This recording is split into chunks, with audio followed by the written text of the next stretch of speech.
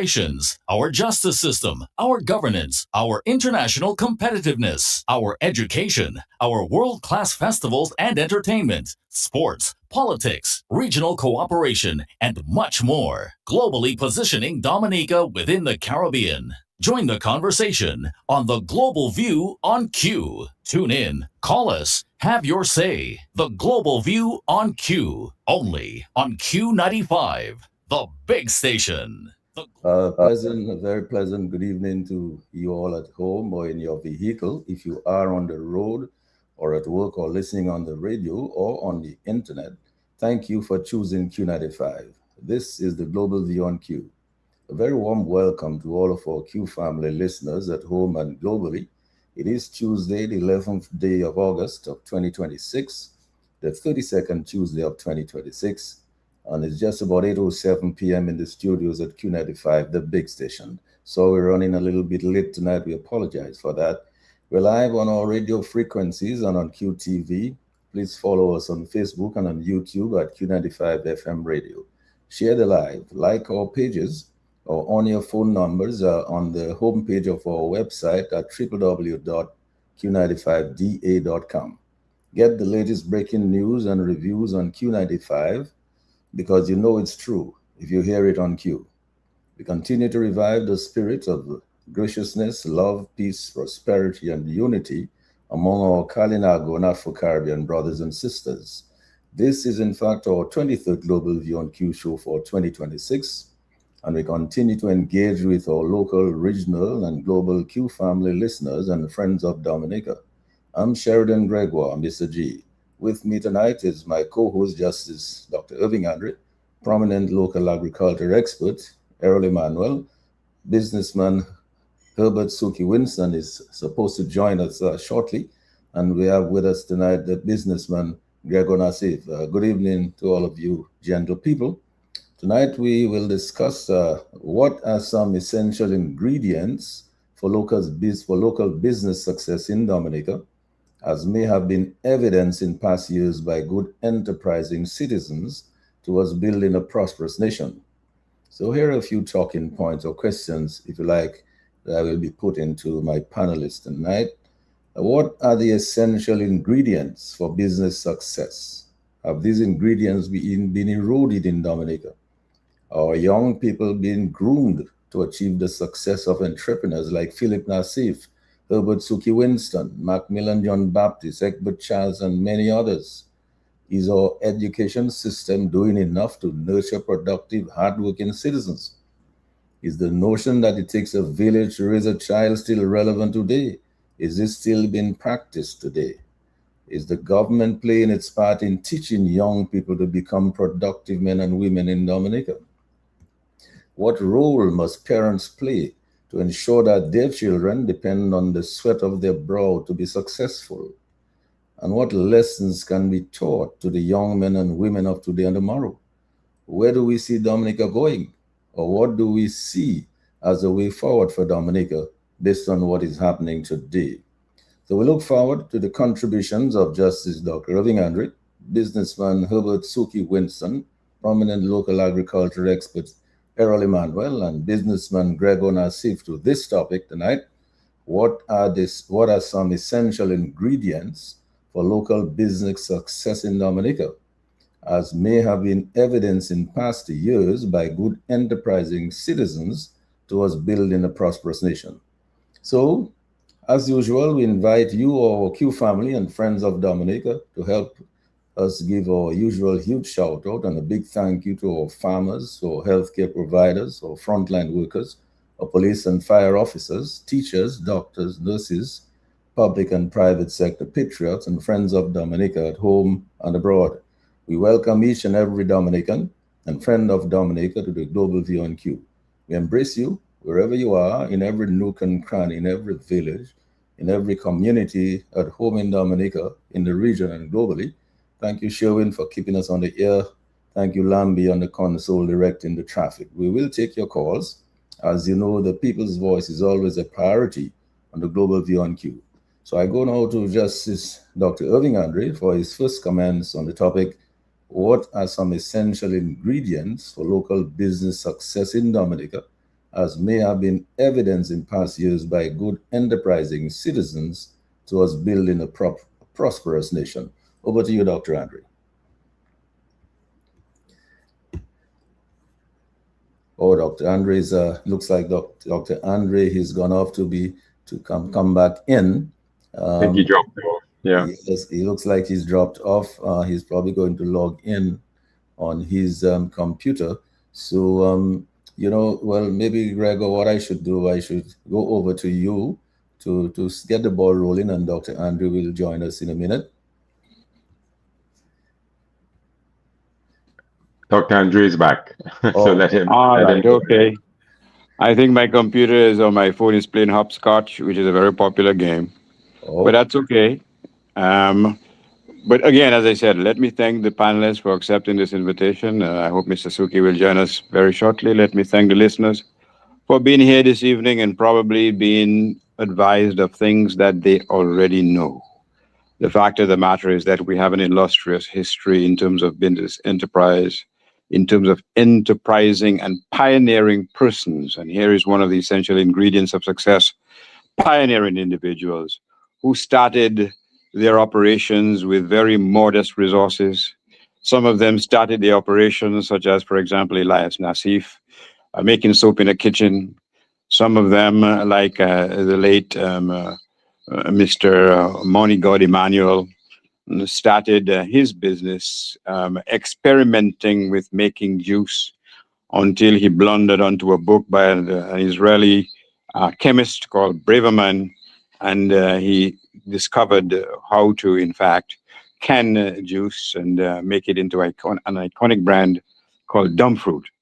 And certainly in terms of our soap industry, we also have another ironic brand called Refresh, which at one point was used by a number of international cruises all over the world.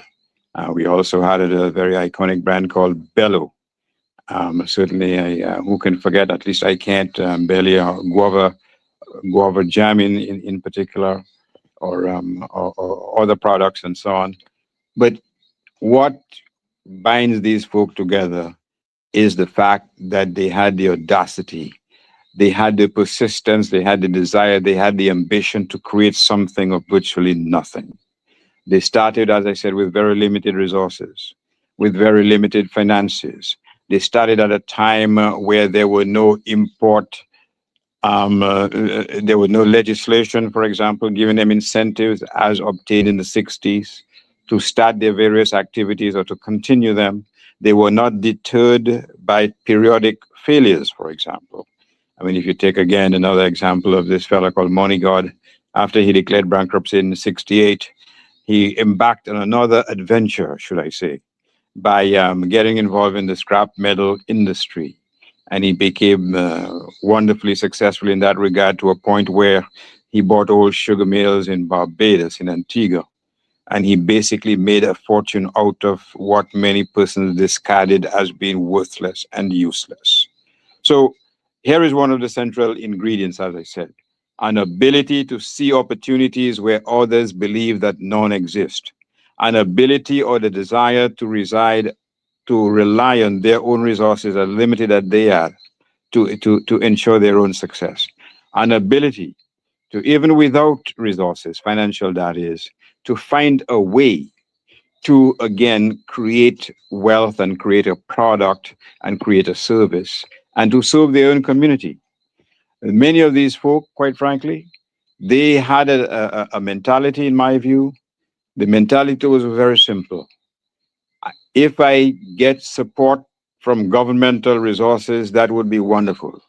But I intend to achieve my goals with or without that resource, with or without that help.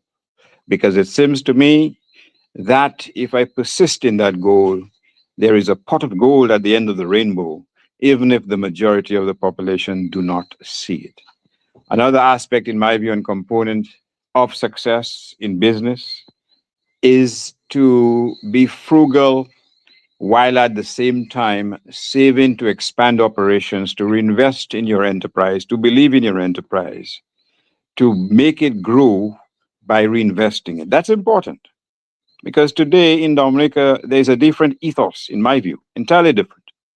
It's an ethos of getting rich overnight. It's an ethos which is not based on industry. It's an ethos which is not based on frugality.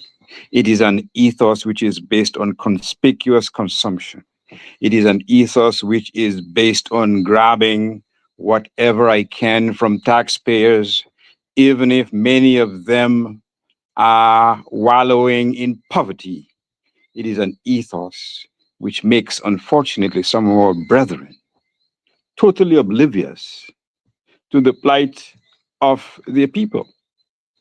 I mean, look at the different operations that have been successful in Dominica's history, whether it's the soap industry led by the Nassi family, whether it's Money God Emmanuel, whether it's other persons, whether it's Egbert Charles, whether it's Suki Winston, whether it's the late gentleman who passed away quite recently, the Macmillan. Their emphasis was in creating wealth, but to empower persons who are in their employ, persons who disproportionately were Dominicans, not foreigners, persons who were paid wages, and in many instances they were modest wages, but at least wages which enabled them to create their own wealth, to provide for their families, to send their children to school, to grow their business. I mean, if you look at the history, for example, of Egbert Charles, he went to study in Puerto Rico on about 1960, 61. He came back, started his fledgling construction industry. And look at the edifices that he built. Look at it. Look at those buildings that he set up. Look at the modest industry of Elias, old Elias family. In the 60s, the business grew exponentially. What with the help of Philip Nassif. And it grew into a world-recognized industry to the point that a company in Jamaica bought it off to reduce the stringent competition from that company. Look at A.C. Shillingford, for God's sakes. Started canning products in the 1920s, building a facility in Trinidad and Tobago. That was unheard of at the time, but again, the gentleman had a vision. He had a vision that we have to move beyond, for example, just producing grapefruits or oranges. We have to add value to that product. That was in the 1920s. We're in 2026. What value are we adding to our grapefruits, to our mangoes, to our apricots? What values are we adding to these things? Look at Barbados. They don't grow a patat, but yet they're selling their canned goods all over Dominica. What is wrong with us? There is something that is lacking. That ethos, that drive, that philosophy of success has in many respects, not in all respects, has gone to the wayside. The emphasis is not on building to a significant degree. Yes, there are isolated instances where persons are doing wonderful things, yes. But as a general proposition, we have lost that loving feeling, to quote one African-American songster. We have lost that touch. We have lost that ability or desire to dig deep within, to produce. When I grew up in Portsmouth, I was telling somebody a day or two ago, every Thursdays, Portsmouth was a hive of activity. You had trucks coming from Marigot, from the Kalnago territory, from every village, racing down to the Longhouse to carry the bananas where the stevedores worked under very trying conditions. You had shops all over the city, the town, I should say, filled with persons buying produce, and those persons going back, and the ritual repeated itself every 2 weeks. Production. You had schooners going to Guadeloupe, going to Martinique, going to Antigua, going to St. Kitts. My first trip outside of Dominica was in a schooner, smelling that diesel, the boat loaded to the brim with bananas, and hucksters, making a living, providing for themselves, not dependent on handouts, for God's sakes, believing that the only way they can eat bread is, as you said in your introductory remarks, Mr. G, by the sweat of their brow by the sweat of thy brow. But that production was within a context of an ordered, stable society. Persons were more religious oriented. There were religious feasts in every village. In Portsmouth, you had the Feast of Corpus Christi, Gasson, which was very reverent. But that formed part of the cohesive unit of the society because they were core value system. You send your children to education. You work hard to provide for them. You save something under your coconut fiber mattress. You don't go begging for anybody. You don't go selling out your neighbor to gain a benefit or two. There was a respect. There was a cohesion that, in my respectful view, has significantly dissipated. So we are at a stage where, unfortunately, everything revolves around political tribalism to a significant degree. I heard the budget today, Mr. G, in terms of business. I heard the government talked about privatizing waste management. Let me ask you this. Do you think it's enterprising persons from all over Dominica, irrespective of political affiliation or suspected political affiliation, who would be given opportunities to prosper in that industry? No, because past is prologue. The same old credo will prevail, which is to say, to give the boys another opportunity to gain wealth on the backs of the community. And on that note, I end my piece. I surrender the mic to other more qualified people in the business world than I. Thank you. Well, I like the note on which you surrender. But I don't think all is lost, and hopefully all is not lost. And I believe later on in the program, Gregor will talk to us about the prospects that he sees, the opportunities that he sees, and some of the engagements that some young entrepreneurs are involved with. So later on in the program. But for now, Gregor, let's stick to the background, the foundation that was laid by some of these people before. We heard about Macmillan John Baptist, about Suki, who is supposed to join us tonight, but he doesn't seem to have been able to make it. We heard about Egbert Charles and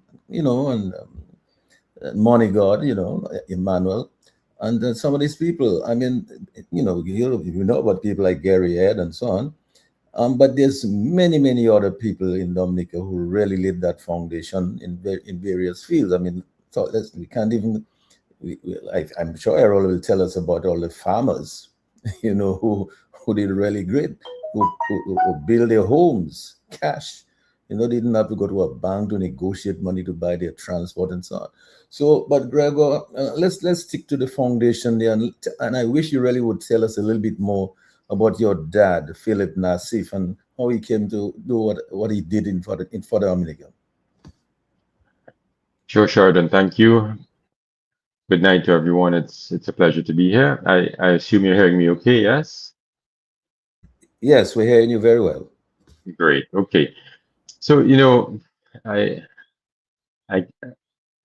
can get emotional while speaking about my dad, but I'll try to focus on maybe some things that people don't know, and I think it explains a lot. So my grandfather came to Dominica, and he had 9 children, of which my dad was one. And my grandfather could only afford to educate 2 of his kids, of which my dad was one. So dad went abroad, he studied, he came back, and my grandfather had the idea of manufacturing soap because of the shortages that existed and because of the local materials that could be used. And there was a sort of deal with my dad that he would drive and run the soap business, but all 8 of his siblings would have equal shares in the business.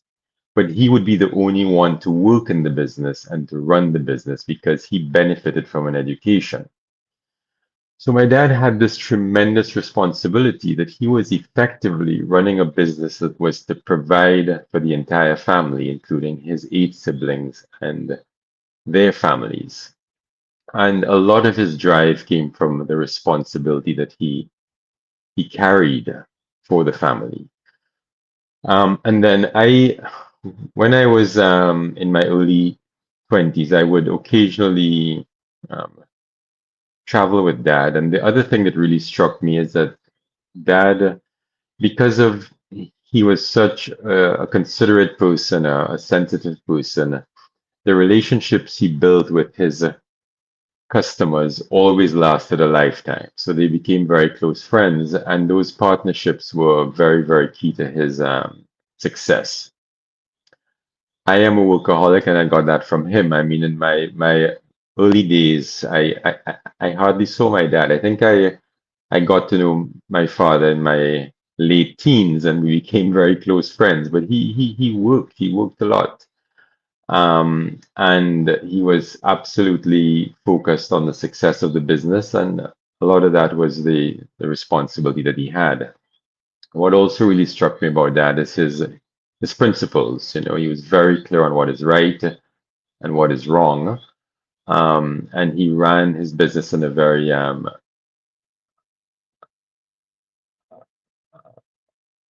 ethical way. He also believed that it was never just about him, and he built an incredibly strong team, and he saw a lot of people grow. He believed also in the inclusion of the copper suppliers, giving them and employees the opportunity to be shareholders. So he always had a community focus. And of course, once the DCP started to grow, you know, many people participated in that success. So I feel extremely privileged to have witnessed some of that. I had the opportunity to get into the business, and of course, I chose to go my own way. And I'm happy that I did. And the entrepreneurial spirit that I had, I think, was very much inspired by him. And I guess what I'd like to do to just set the context is that you know, lots has changed. So that was an era where it was very difficult to start a business, extremely difficult. You had to work incredibly hard. The odds were against you. But once you established yourself, the barriers to entry were tough. So in other words, it was hard for new players to come in and to compete once you'd established yourself. And in the world that we live in today, with technology and AI and the internet, the barriers to entry are very low. Anyone can start a business very, very quickly and can launch a product onto the market and can use the internet to market it and use social media to gain awareness and clients and so forth. So it's a very, very different market, but the opportunities are there, and the characteristics to be successful are very much the same. It's hard work and discipline, tenacity, reputation, courage, perseverance. Those values, the qualities are very much the same, but the environment has certainly changed. But those core ingredients in terms of what it takes of the person and the individual to succeed are very much the same. Before I hand over, Sheridan, when you reached out to me on this, I decided to pose the question of what are their key ingredients to success to, I think, 6 or 7 entrepreneurs that I know well. Several of them I know also through the GEMS Foundation. So GEMS is a company that owns Secret Bay, Fort Young, and so on, and we have a foundation.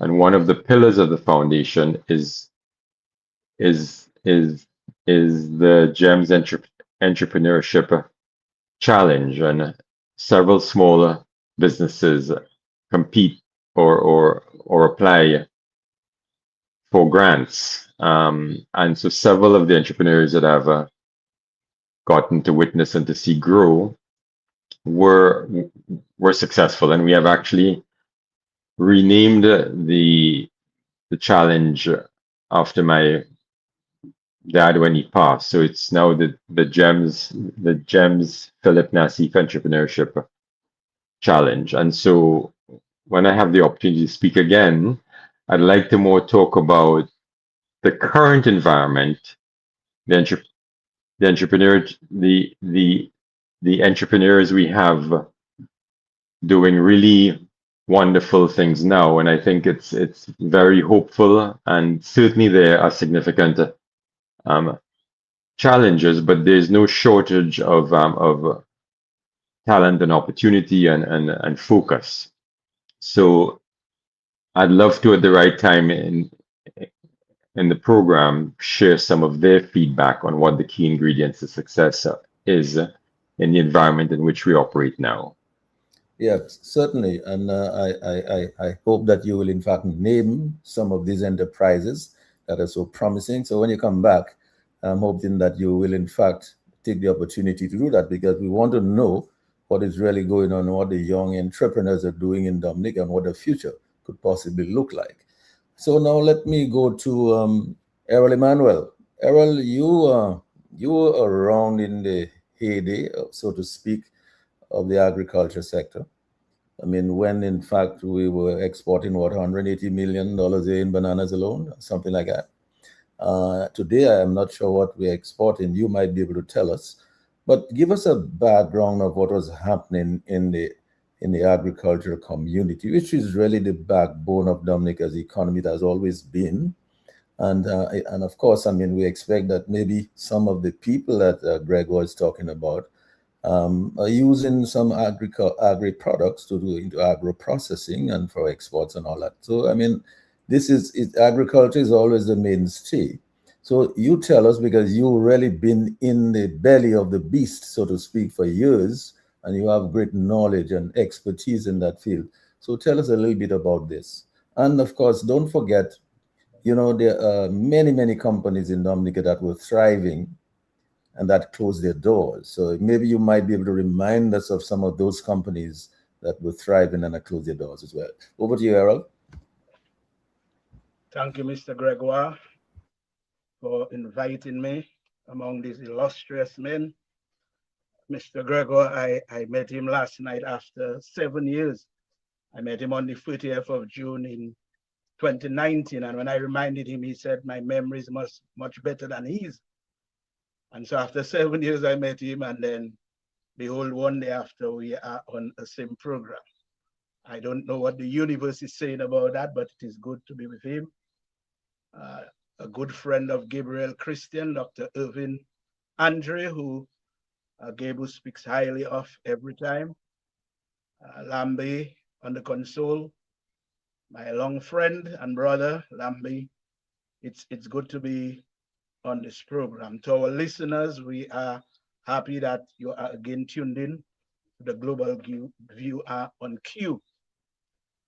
As we seek to tackle the topic tonight, it would be remiss of me if I do not go back to mention the names of the giants on whose shoulders Dominica stands today.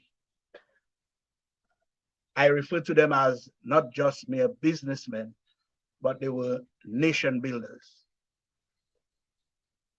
Mr. Nassif, Philip Nassif, and his father, the man who was trained in whatever discipline and decided, how can I use it to add some more value to Dominica by using our raw material, converting it into, and at the same time, giving farmers a stick. That DCP model is a model that we should seek to understand better in any type of agricultural endeavor that we decide to go in. I think it was an excellent model.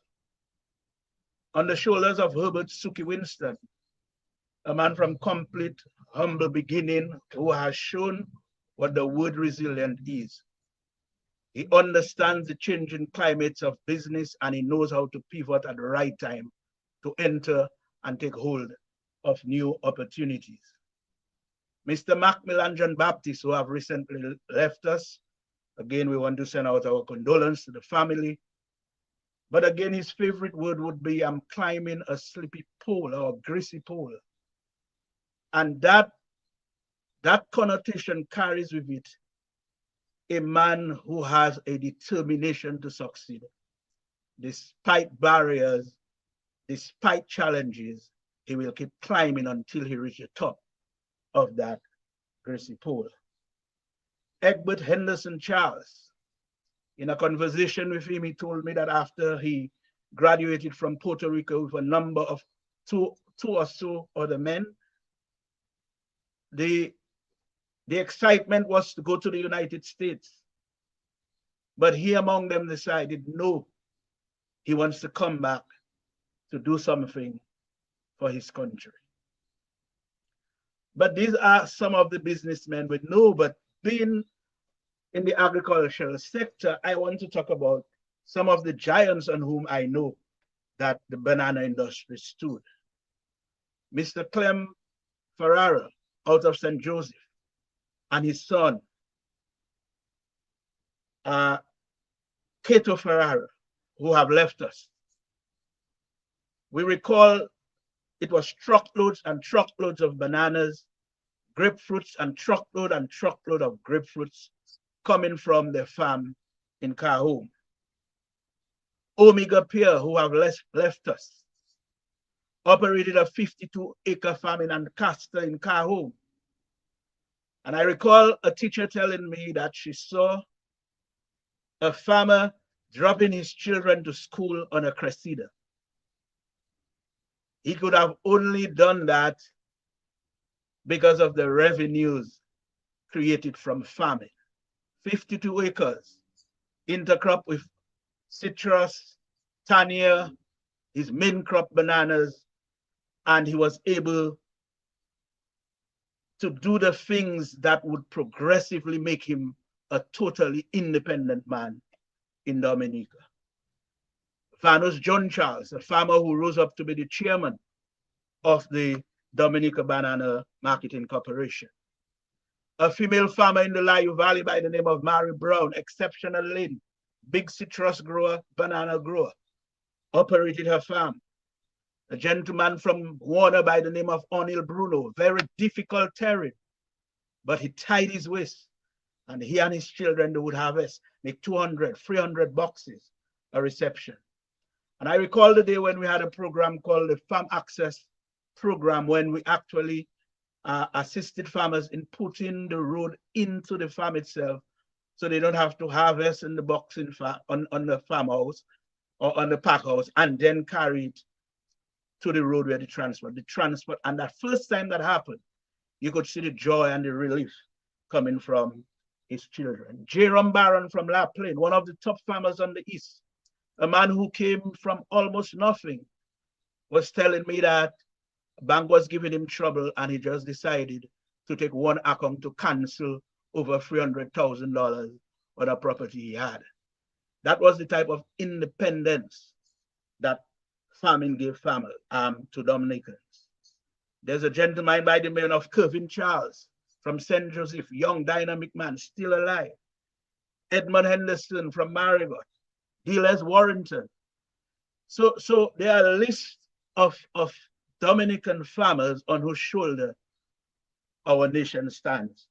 And we want to certainly recommend them or acknowledge them. But as we tackle this topic, I'm filled with both a sense of deep pride and at the same time, deep concern for our country. When as somebody who was involved in the sector, I'm seeing that the amount of fresh produce that is being imported to Dominica, when there's tremendous opportunity for us to grow our own food and export the extra. There's tremendous opportunity for us to grow produce and add value to them, because every state of value added, the raw material becomes or gives you a better return. And so we tonight might be having a discussion that may be tough, uncomfortable, but I must say absolutely necessary as a nation going forward. We have to not only discuss the things that brings gratification to us, but there are topics as a nation we have to discuss at times. And our business acumen have been affected, and we need to trigger the discussion that can at least trigger the thought process that there's still hope and there are things that we still can do to let Dominica have its rightful place in the OCS nations, in the nations of CARICOM, and in the global community. Well, thank you for those opening remarks, Errol. Maybe later on you might be able to, because you see a lot of young people who are listening to us tonight are not really aware of what has gone before their time. They really do not know of all these companies, all these businesses that existed, that engaged in really profitable enterprises that have now shut their doors.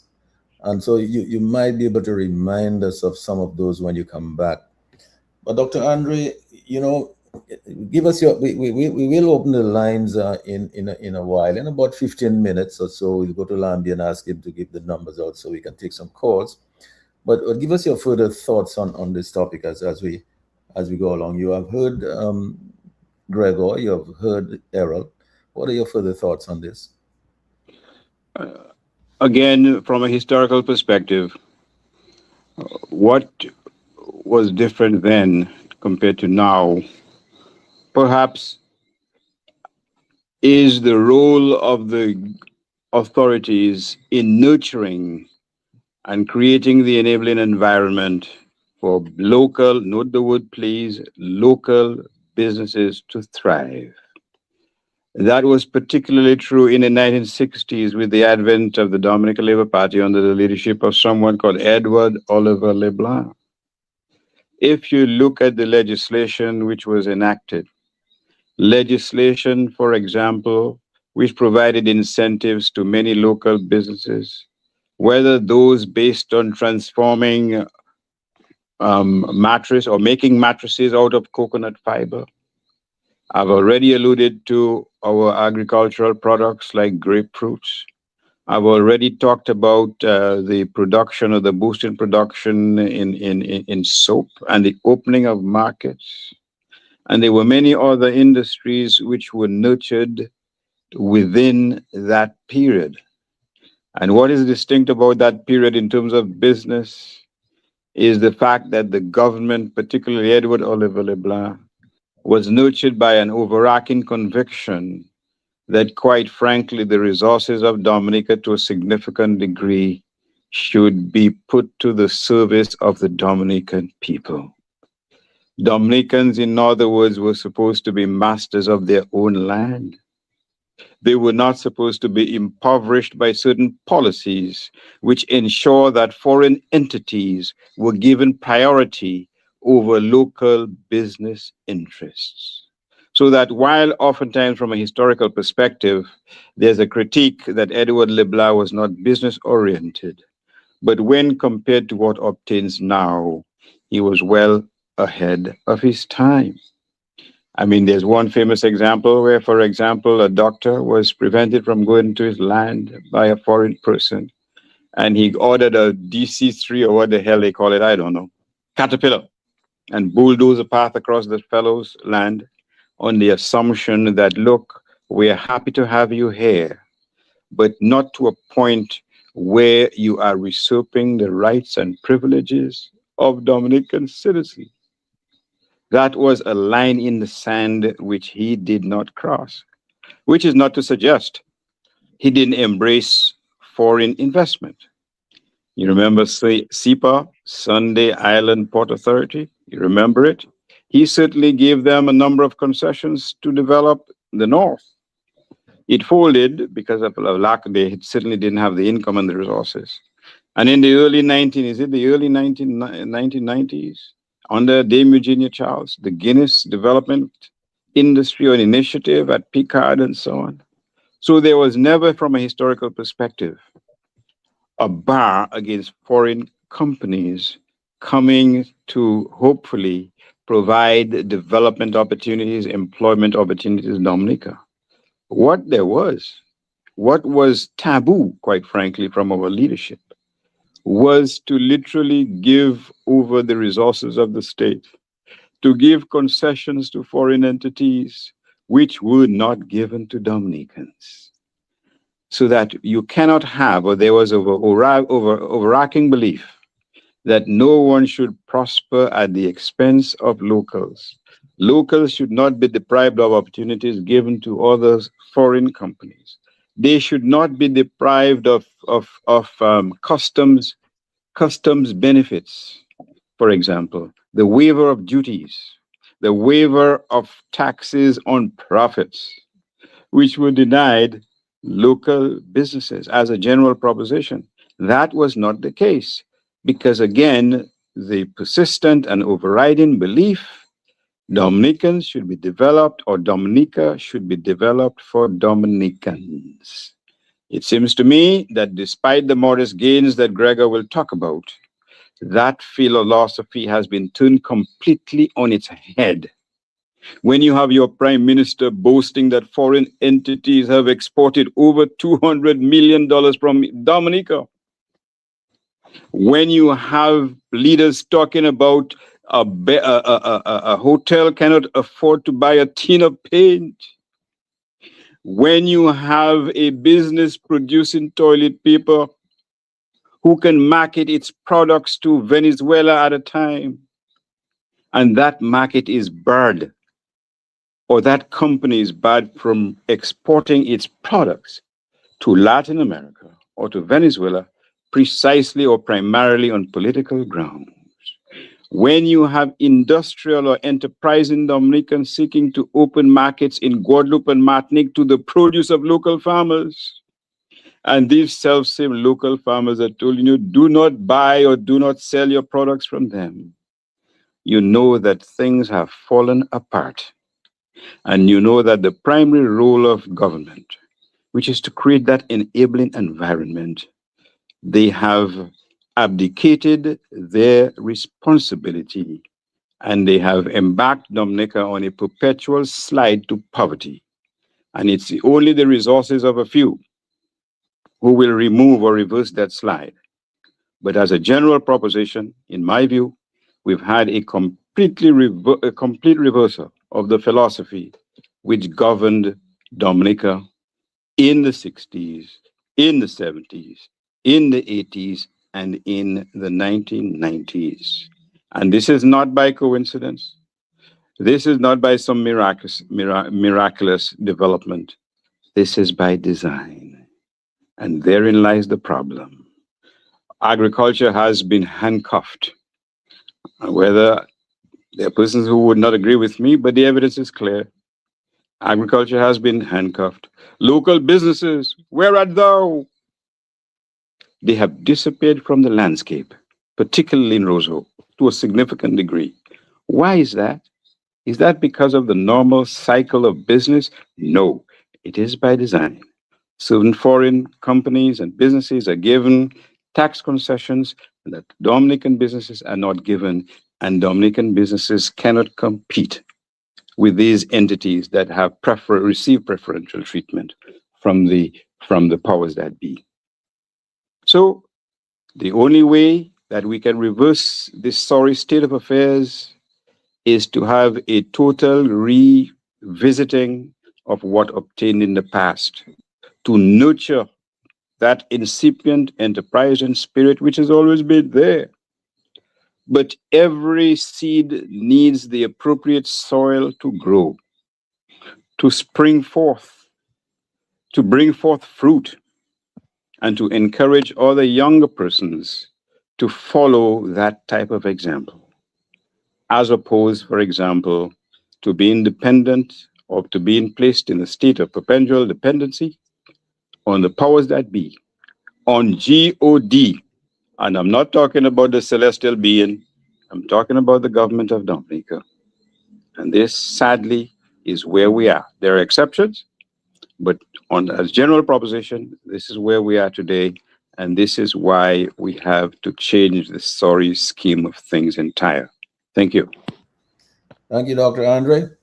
And, Gregor, Dr. Andre did mention, they giving the seeds an opportunity to grow. I believe you mentioned your foundation that is providing opportunity for some of those seeds to grow. And so maybe you can, this might be the opportunity for you to tell us some of these young enterprises that you see coming up that really have potential. Thanks, Sheldon. So let me just start by saying that entrepreneurs by their nature succeed against the odds. And that's because of how passionate they are and how determined they are, regardless of what the odds are. Now, I agree that the enabling environment is not what it should be. I agree that there's a disconnect between the government's focus and creating an enabling environment for the private sector. But I don't want to be doom and gloom. I mean, I am seeing success all around us. I can use Secret Bay, Many people say that Secret Bay was successful because of CBI, and I have to remind people that in 2016, Secret Bay was voted the best boutique hotel in the world, and we didn't even begin to utilize CBI for expansion until 2019. And Secret Bay itself was built against all odds. There was no luxury accommodation on the island. I remember when I walked the land with Evo and I said, this is what I want to do. This is what Evo thought I was nuts. My dad thought I was nuts. They said, this cannot succeed. But I was determined. And I also believe that when you start a business, a fundamental mistake so many of us make is we think that the purpose of a business is to make a profit. It is not. The purpose of a business is to create customers. Once you create clients, it means you have a product or a service that people want. And that's what we all should be focused on. And then when you manage it properly, then the profits come. Yeah. So I'll try to be brief, but some of the companies that I'm going to talk about include JD Naturals from Jody. Oops. Sorry, my phone is ringing. Let me just put that down.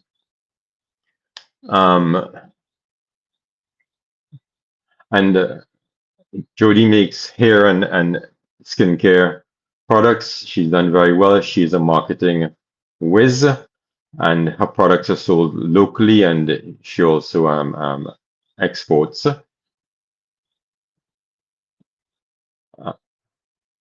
Be Natural, Terry Henry, she utilizes beeswax. My wife uses her deodorants. She has a Propolis product, which is a throat spray, which I don't travel without it. It's absolutely fantastic for sore throats. There is Shop DM, which I think many of you have heard about from Tony Edwards. It is a payment platform. Tony has done extremely well. He has a tremendous future. There's Hey Mama, which is a CMOS product. And she has a CMOS infused cacao powder, which is one of the best products I've ever had. And that is Kamarsha Sylvester. And there are many, many others. There is now gin that's being made here. There's chocolate. There's coffee. There are artists who are doing fantastic things. So there is a very vibrant community of entrepreneurs. And I asked several of them, and I'm not going to name who said what, but I just want to summarize some of the things that they said. and I asked them what they view as the key ingredients and also the challenges. And I'll just run through some of these things. Quality matters enormously in a small country because people talk. If your product is great, they'll talk about it. If your product is bad, they'll talk about it. So you have to be very, very careful to provide an exceptional service and to build a reputation. And your reputation becomes part of your capital. One of the themes that ran through all of them was the market cannot stop at the Dominica shoreline. So Jody targets diaspora. Terry is already she has clients overseas, but she struggles with the export side of things.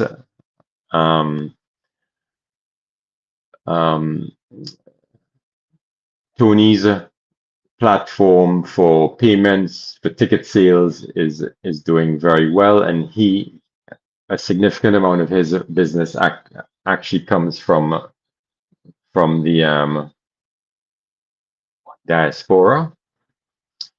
So one of the themes that ran through is that either we have to take our products and services to the world or make it easier for the world to come to Dominica. Yeah, so you have to have a vision of the market that's much broader than just the local market. Another theme that ran through for everyone is that that today's entrepreneur must be very technology capable. They must understand websites, Google, digital commerce, search engine optimization, artificial intelligence. These are now all fundamental parts of being successful.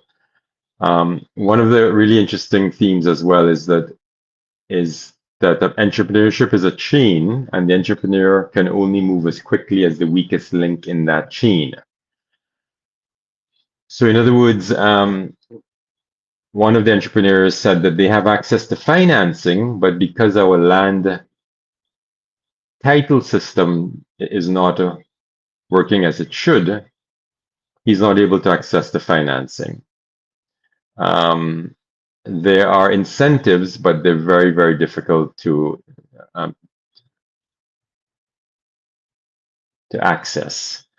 One of the interesting things that persons also spoke about is that depending on the phase of the business, for example, if you're a startup, you can't go to a bank because a bank needs established cash flows, established clients. And so you have to find people to invest or to loan. So you need to find seed funding outside of the banking system. Also, in such a small community, we have to work in a collaborative way. That was also a very, very strong theme. So the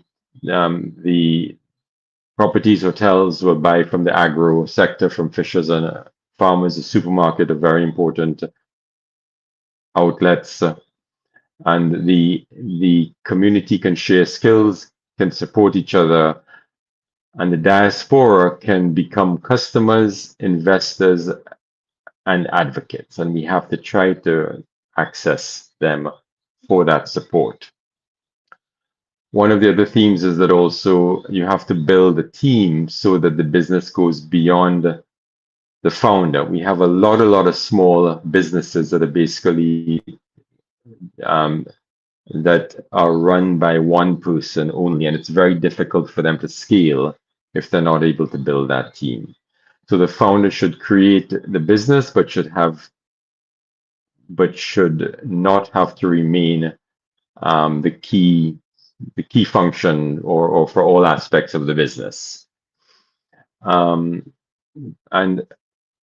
as we said, financing must match the entrepreneur. So now it's very, very, very difficult for entrepreneurs and for companies to access financing because the only kind of financing that really exists on island is the traditional financing, and you have to have the capital, you have to have the established cash flows.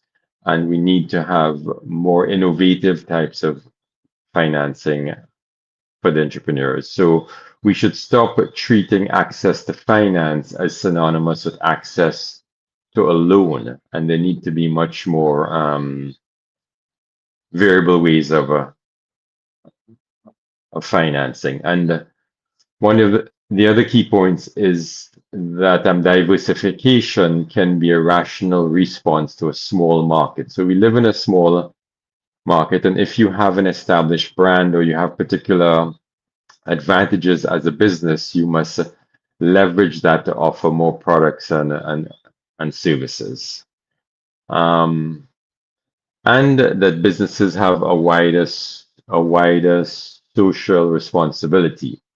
So successful businesses do more than create profit. They employ people, they train people, they buy locally, they mentor others, they sponsor communities, they pay taxes, they create confidence, and they demonstrate what is possible.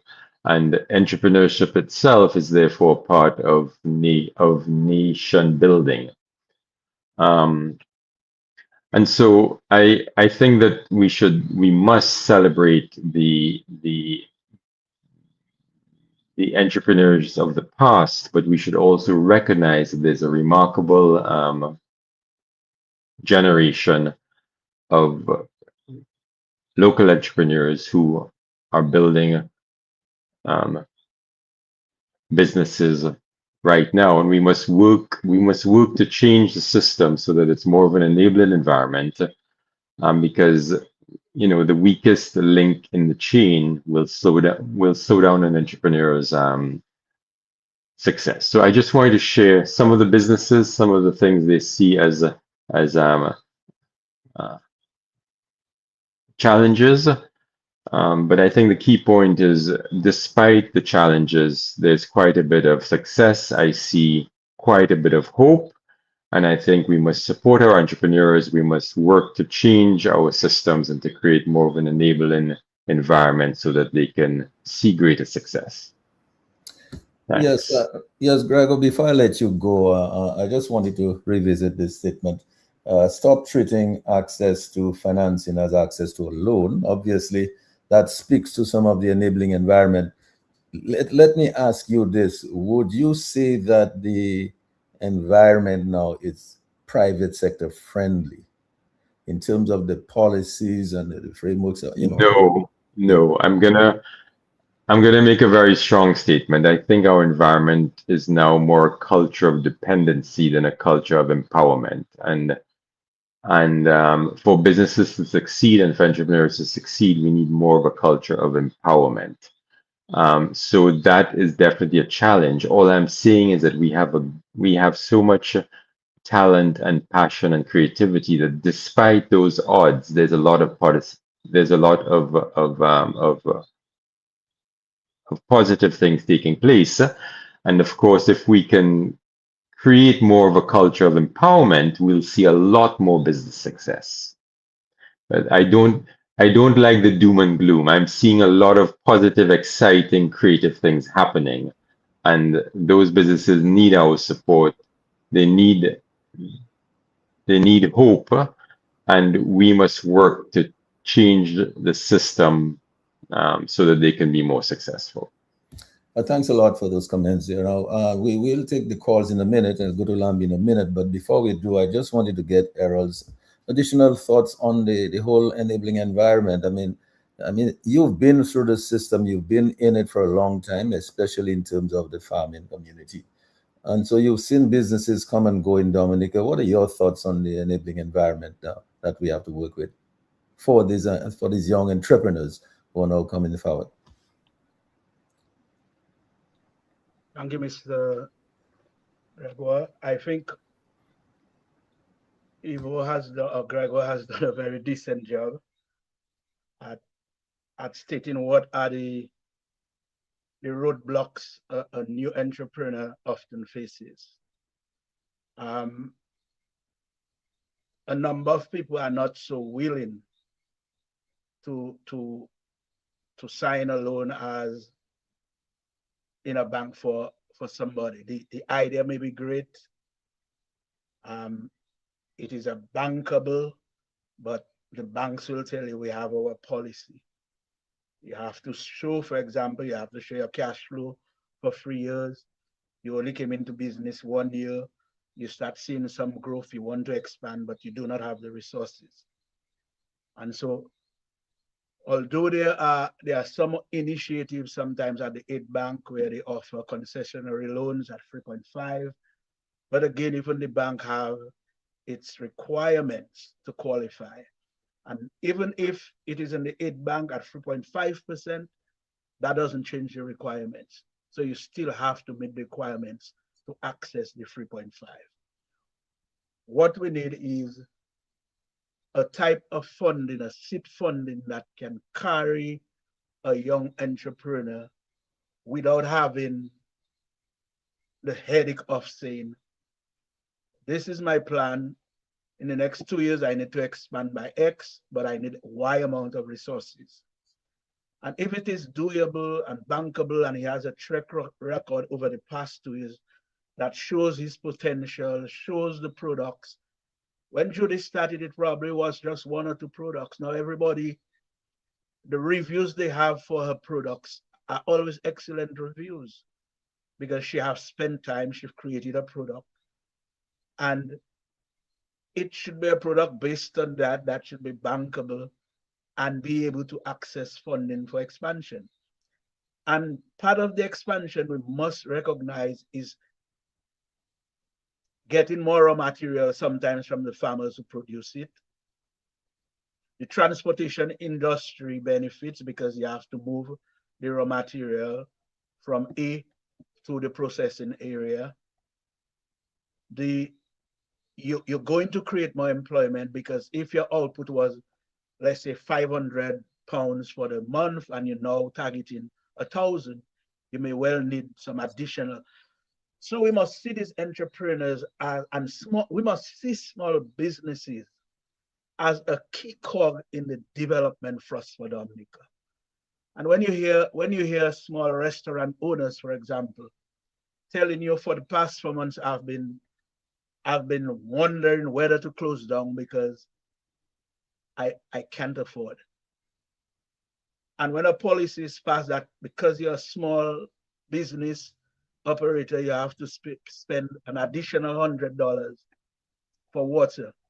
And a small restaurant that your water consumption sometimes doesn't come to $100. So we have to review these things to make the environment more enabling.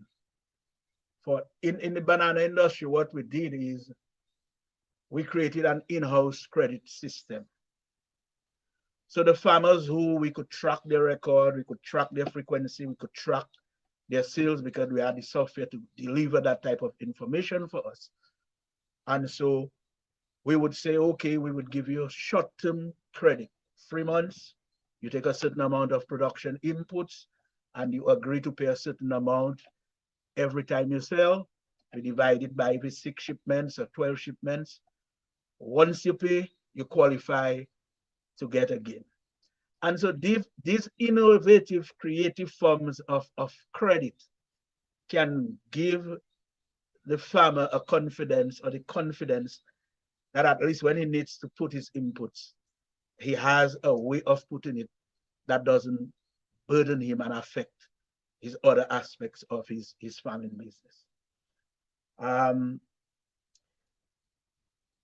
The banana industry, when we go back, we see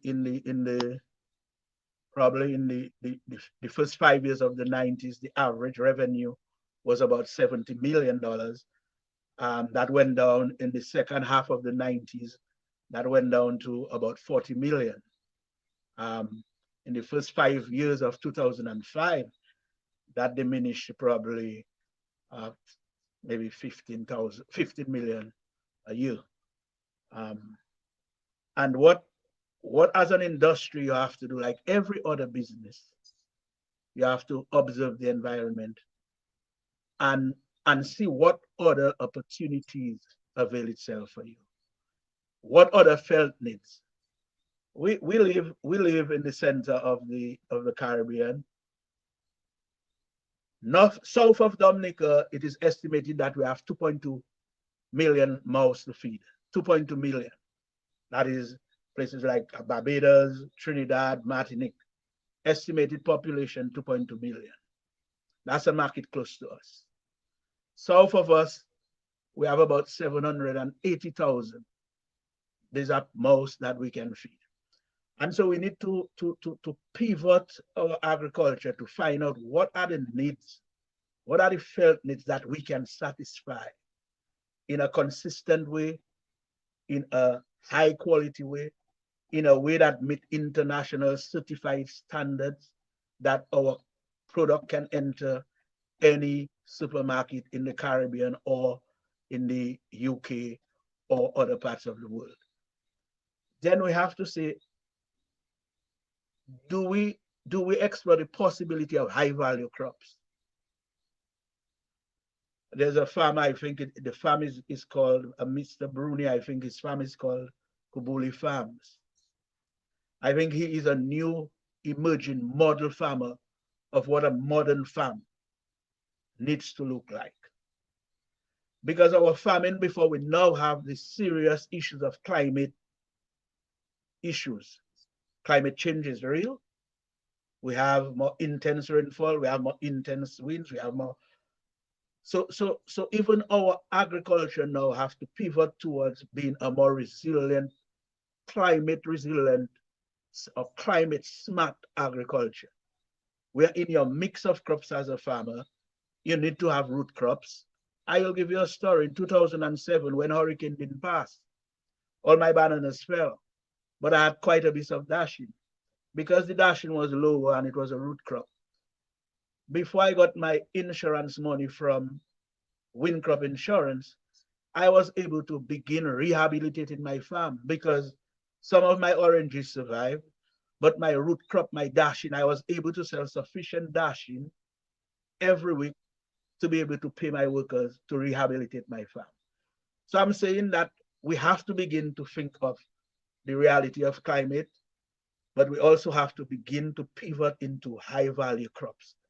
There's a market trend in exotic crops that is growing, and it is growing exponentially. In fact, the market is now at $22.3 billion. It is projected by 2035 to be 43.7 billion US dollars. What are the crops? Mangoes form 35% of exotic crops. Mangoes. Can we investigate what are the varieties of mangoes so that we can begin to say, okay, even if we don't make $1 billion from exotics, but in mangoes we probably can make 2 million. That will bring in some more revenue to take care of the rural community. Dragon fruit, I saw Mr. Bruni again involved in dragon fruit. Dragon fruit is making waves. Can it grow in Dominica? Yes, it needs the rainfall and sun. Do we have that available? We have that in excess amounts. So we have to begin to think of not just planting, but what are the high value crops we can plant, develop the system, the practices, the certification, the agronomic practices, so that when you sell a box of one of those things, it probably will give you the revenue of 50 boxes of bananas as we knew it. And so, like Mr. Nassif, I want us to recognize that there is hope. But for that to happen, there must be the right policy to drive the sector. And if we do not understand that and have that vision, that roadmap as to how we pivot into high value crops, how we take opportunity in that new exotic market that is becoming available. Can we grow those crops? Of course. Can we begin to start demo plots under the supervision of the Ministry of Agriculture? Can we begin to have farm school training in those crops so that we begin to train a cadre of farmers? Can we now put in what people like? Everybody now like to have a gadget in their hand. Can we inculcate these new technologies into our farming practices? So while you're somewhere with your friends, you can check your phone, you can see what the humidity is, you can see, and from your phone, you can decide whether you want to turn on your water or not. So there's tremendous opportunity, but we have to just begin to change our mindset and see the opportunities. Mr. Nassif never thought that I would be in Jamaica here and seeing refresh soup on a big supermarket in Jamaica, made in Dominica, and making me feel proud as a Dominican. At the time, he probably didn't dream that big, but as he went with the vision, things began unfolding. And we as Dominicans were always proud to know that people use our soup. And so we can position ourselves to take part in this new emerging agricultural opportunity of high value crops, of exotic crops, among being climate smart in how we grow our crops and how we plant. So yes, thank you, Errol. So indeed, I mean, from what we've heard here on the table tonight, there seems to be opportunities for young entrepreneurs, small businesses to grow and to thrive. But obviously, the enabling environment, especially for financing, would have to be created. On that note, let me just go over to Lambi. Lambi, could you give the numbers out to our audience so that maybe there's some people who might want to engage us with a telephone call or a comment? So give them an opportunity to give us a call. The Global View and Q taking your calls at this time. The numbers are as follow: 449-3095, 449-3096, 449-3097, 616-4257. Those are all local numbers. The international or overseas number is as follows: 305-432-9624. Let me run those numbers again: 449-3095, 3096, 3097, 616-4257, local numbers. And the overseas number coming up, 305-432-9624. And we're standing by for your call. So we now have one. Caller, please go ahead. What's up? Hello, how are you? Yeah, blessings, Mr. G, and everybody on the program. Blessings to you all. It is above and beyond me for many, many, many years why we could not have capitalized on farming. I can remember on the UWP, almost every area. I used to be a marijuana man going all in bush everywhere. I know roads were paved as any, even better than city roads and many main roads. And the level of the deterioration of those roads now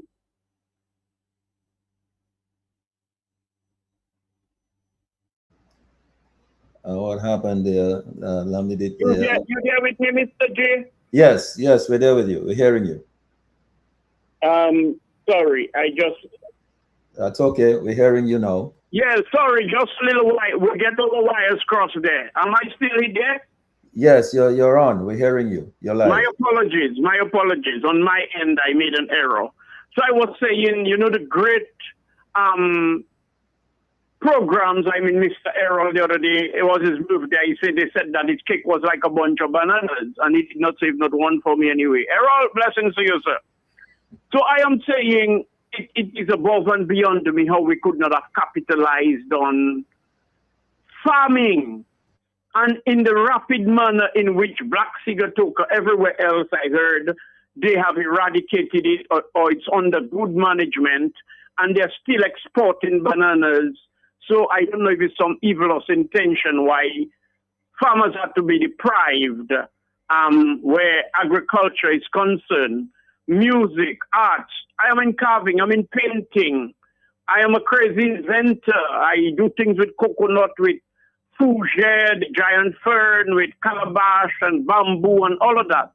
But I'm just saying, look, I'm hearing Mr. Gregor Nassif talk about all the different things and I am guilty. I miss couple of time because they're doing so much. I'm writing. So I missed the start of the program, and I make sure I'll be listening.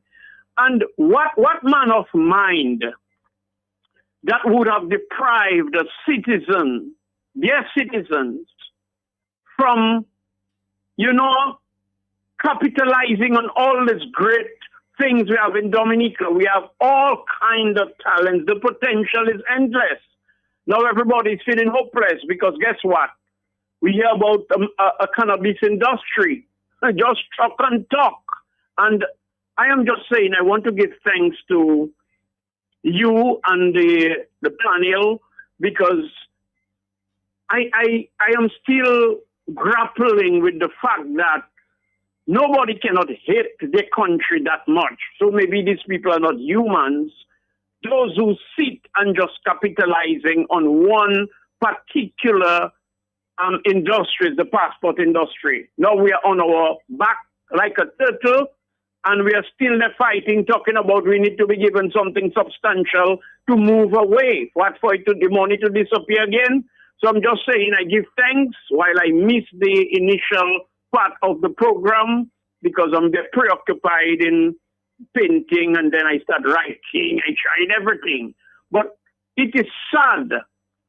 It is very, very, very sad to see the level of division, the level of mediocrity and nepotism and prejudice and vindictiveness rather than in a collective, collaborative effort to move this country forward. It has some people, I don't know what's in the head. It's about pure madness. I do not want to be more, I do not want to elaborate too much on the things that are coming in my head, but I just want to give thanks to everybody that are putting the extra effort to say, this is not the right things to do. That is in the wrong direction. We need to take another route or whatever it is to try to save this country. All those who are comfortable with it, it's just a matter of time. Even if it's at a trickle, it shall surely visit you. The hell, the young people and other skilled and intelligent and educated people are going through. Those who think, well, I'm invincible. It's just a matter of time. Thank you for the time. My apologies again. Yeah, but thanks a lot for your contribution. Lambi, you have another call? Okay, so we'll just you'll just make us a wave us a sign if you have a call, and we'll come to you and take it. Dr. Andre, your response to this caller, and of course, I mean, you heard all the comments made already before by Errol, especially just Errol recently, and then Gregor before that. Your thoughts? The inconvenient truth is that the economic and business landscape in Dominica is one characterized by doom and by gloom. Of one hot day does not a summer make. A few successes does not mean that all is well in the state of Denmark. The fact of the matter is, your last caller, you should have asked him. I spoke to a tailor just today. The World Bank was given money to help propagate small businesses in Dominica. Whatever happened to it? The fact of the matter that certain businesses were not just not supported. It is not a case of they not being given financed. They were actually sabotaged. Sabotaged by the political directorate. We cannot ignore that reality. We can talk about niche markets, but that is the reality in Dominica. Don't take it from me. Ask somebody called Jerry Brisbane. Suki was supposed to be in your program tonight.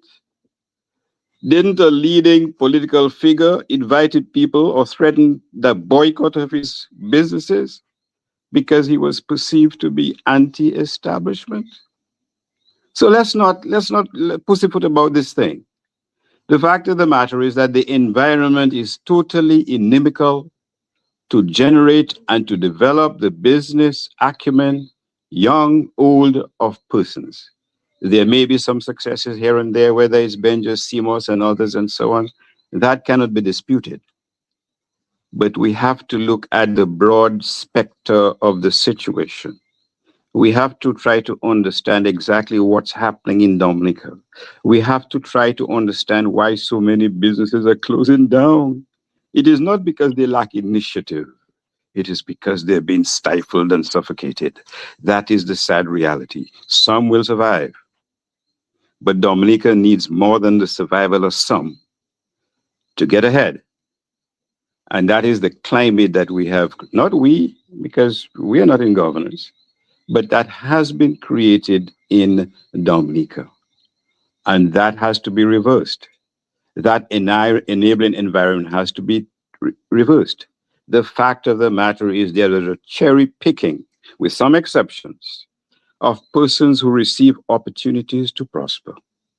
There are some hardy businesses, we've talked about some of them already, whose roots go back decades.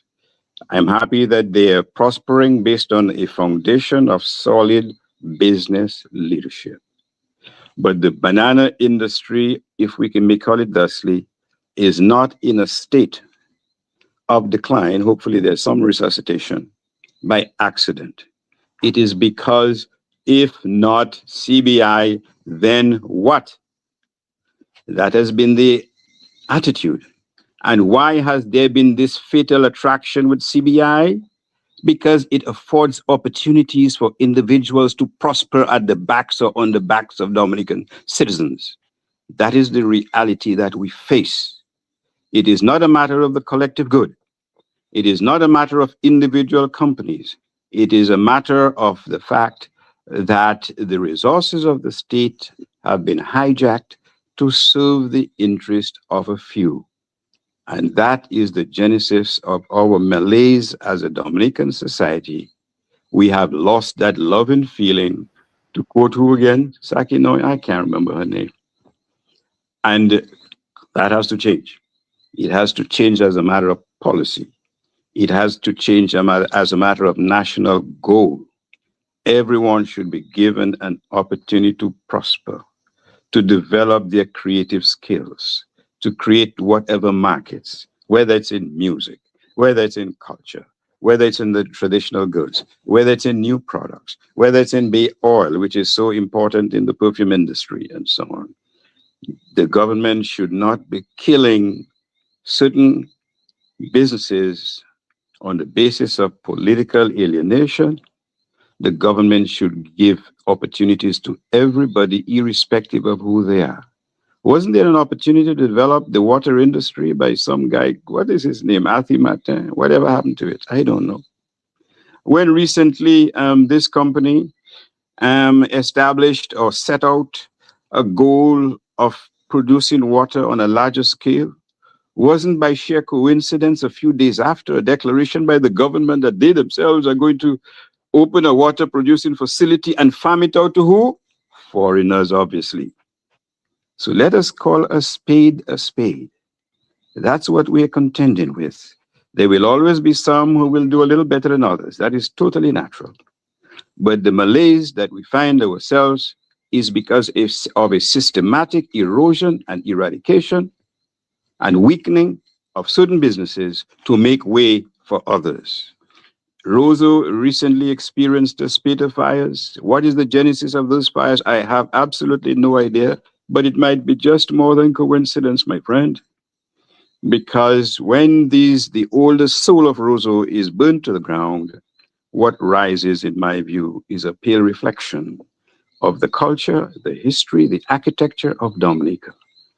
Our businesses, our traditional businesses, are very much integral to that architectural, historical landscape.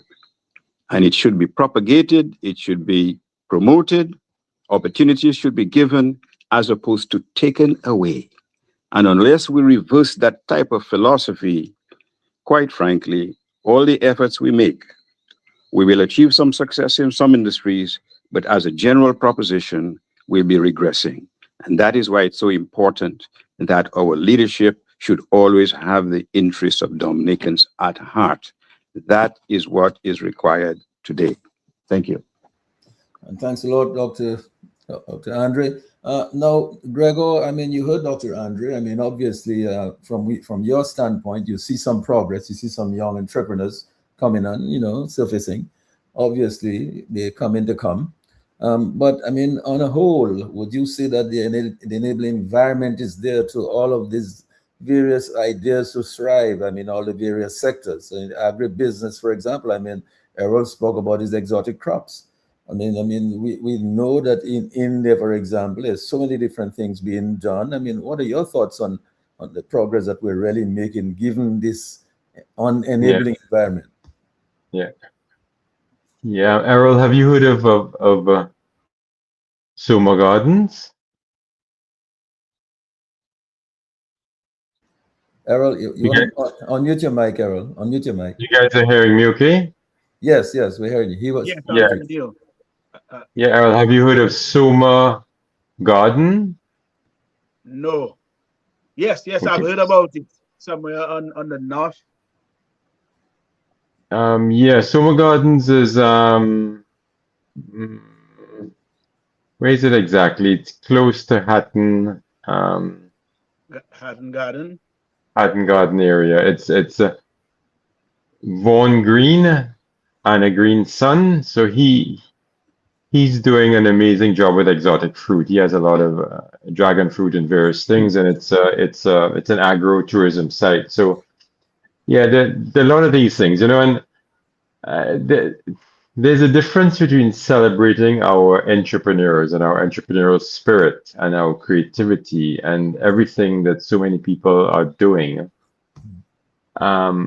and acknowledging that the enabling environment is not what it should be. So this is not mutually exclusive. There's a lot of positive things that are happening, but at the same time, the enabling environment is not what it should be. And unfortunately, I think that, as I said, I think that we have created a culture of dependency where persons are depending on handouts and jobs from the government, and so the work ethic is being undermined. And for more entrepreneurship and businesses to thrive, we need a culture of empowerment, of support, of freedom, right?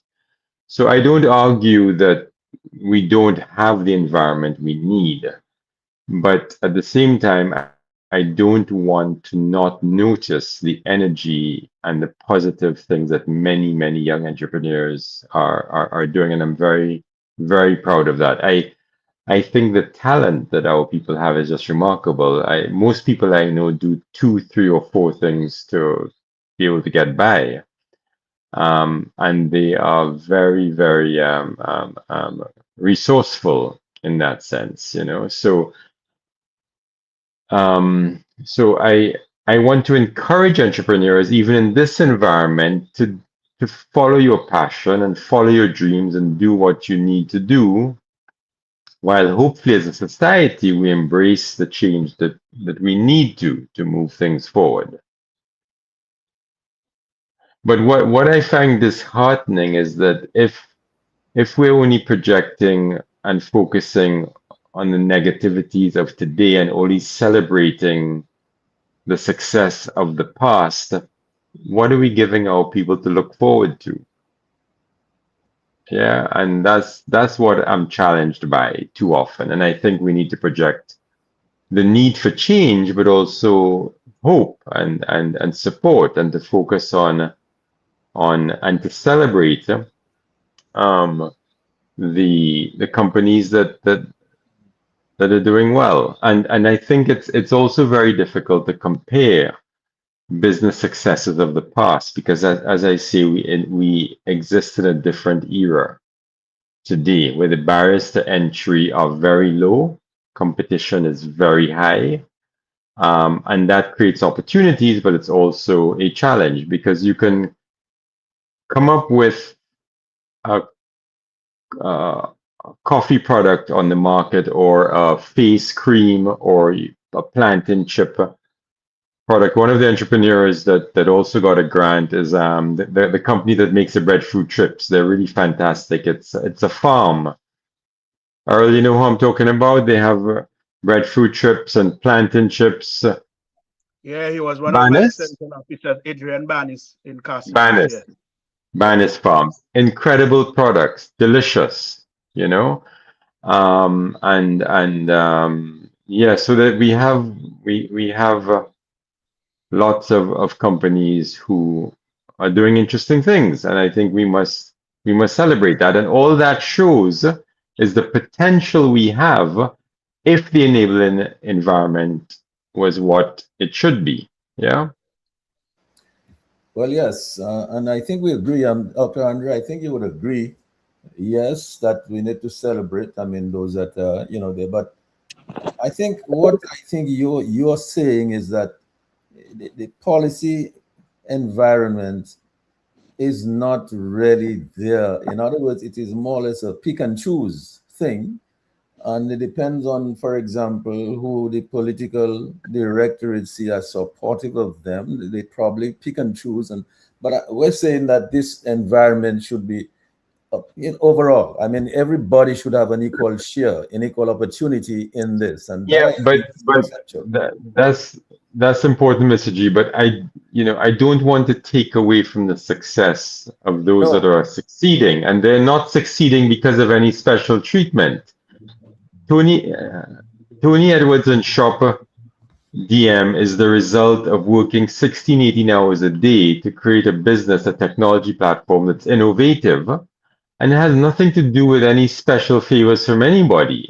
All of these businesses I've mentioned have done it with their own grit and with their own passion and with their own focus. And so while we agree on that the environment is not what it should be, I don't want to take away from those who have succeeded despite the environment and continue to push on. Mr. G, if I may interject with respect, there is no doubt that there are certain individuals who are doing interesting things, as Gregor has said. But we have to stare the reality in its face. Your last caller, I think it's Blessings, made reference to the marijuana industry.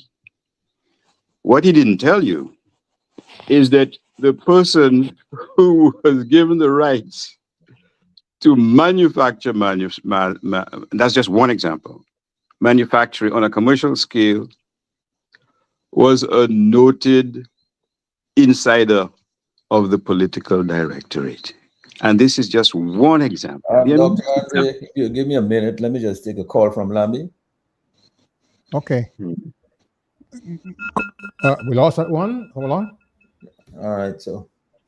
Yes, caller, please go ahead. Yeah, good evening. Good evening to everyone. Good evening.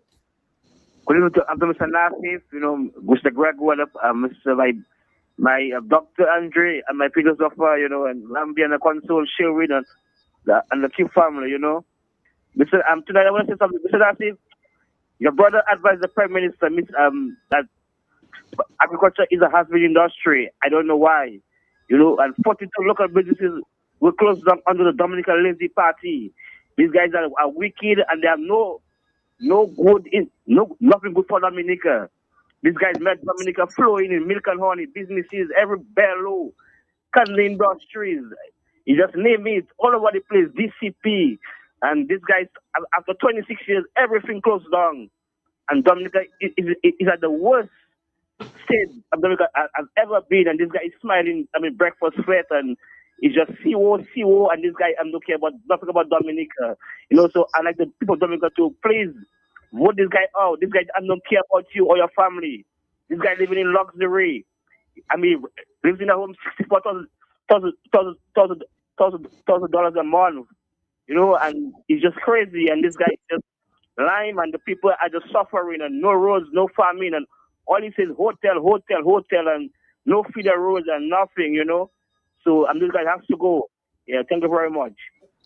Thank you for that. And Lambi, you want to take another call? Yes, caller, please go ahead. Hello, good evening. Good evening. I wanted to congratulate the panel on raising some very, very solid issues, but I wanted to contribute a couple of suggestions. And one of the things is sometimes we are not ready to learn from our own mistakes. Sometimes we are not ready to look at other experiences of others within our own community and figure them out. Let me give you one or two examples, because I think we keep maybe looking for models that are not necessarily relevant to our local situation. There's a woman called Sister Nat. Sister Nat, Natalie Charles. After Hurricane David in 1979 decimated the banana industry, you know what she did? She developed 87 byproducts of the banana. She held a public exhibition in the Rosa Market, Sheridan. You may remember that. Yeah, I remember. 87 different products. She started a school feeding program based exclusively on some of her byproducts from bananas. She opened a restaurant on the river bank where the entire menu was based on her byproducts of bananas. What happened to that? You know what happened? She was scoffed at. She was rejected and laughed at by the very agencies that had been set up to promote and encourage that kind of entrepreneurship. Sister Nat hasn't given up, you know. 7 years ago, she developed a full range of marketable products, market tested from cassava. She can't get any of the support agencies in Dominica who were particularly set up to encourage local entrepreneurship to even listen to her. Here in Girodale, where I live and work for the last 30 years, we developed a tourism product that included working with the cruise ships, and we developed a culinary garden tour where visitors were brought up and they were given tours of the farms in Girodale, tours of Darren Phillips' greenhouse farm, tours of our farm at Exotica, and my wife prepared a completely 100% local meal. That product ran for 4 years. We attempted to interest the DGA in helping market and replicate the product in different parts of the island so that small farmers and tourism could lock hands and create a unique agro-tourism product for Dominica. It never happened. They never even came to visit with us. We invited them to come and take a tour. When we were doing an actual tour with actual cruisers from the cruise ships, it did not come. So, my dear brothers, it is not that there's a lack of entrepreneurship at Gregor's point. It's flowering, it's here, it's alive. But like everything else, it has to be nurtured. We formed small hotels. I remember that when we just started, we realized the difficulties facing small hotels. You know what we did? 9 of us got together. We found a consultant from Barbados. He helped us prepare a project of common services for small hotels based on a model that had been developed in Barbados for small hotels. We developed it, we presented it to the aid bank where all of us were clients. We had borrowed at 10.5%. Little businesses borrowing at 10.5%. And we began to experience difficulties immediately. So we came together. We tried to foster common purchases of goods inside of each one. We tried to foster common access to services like accounting services, etc. In other words, It's not that small people don't know what to do. It's that when they try to do it, there just doesn't seem to be a listening ear. Errol was making the point, and I'll end here.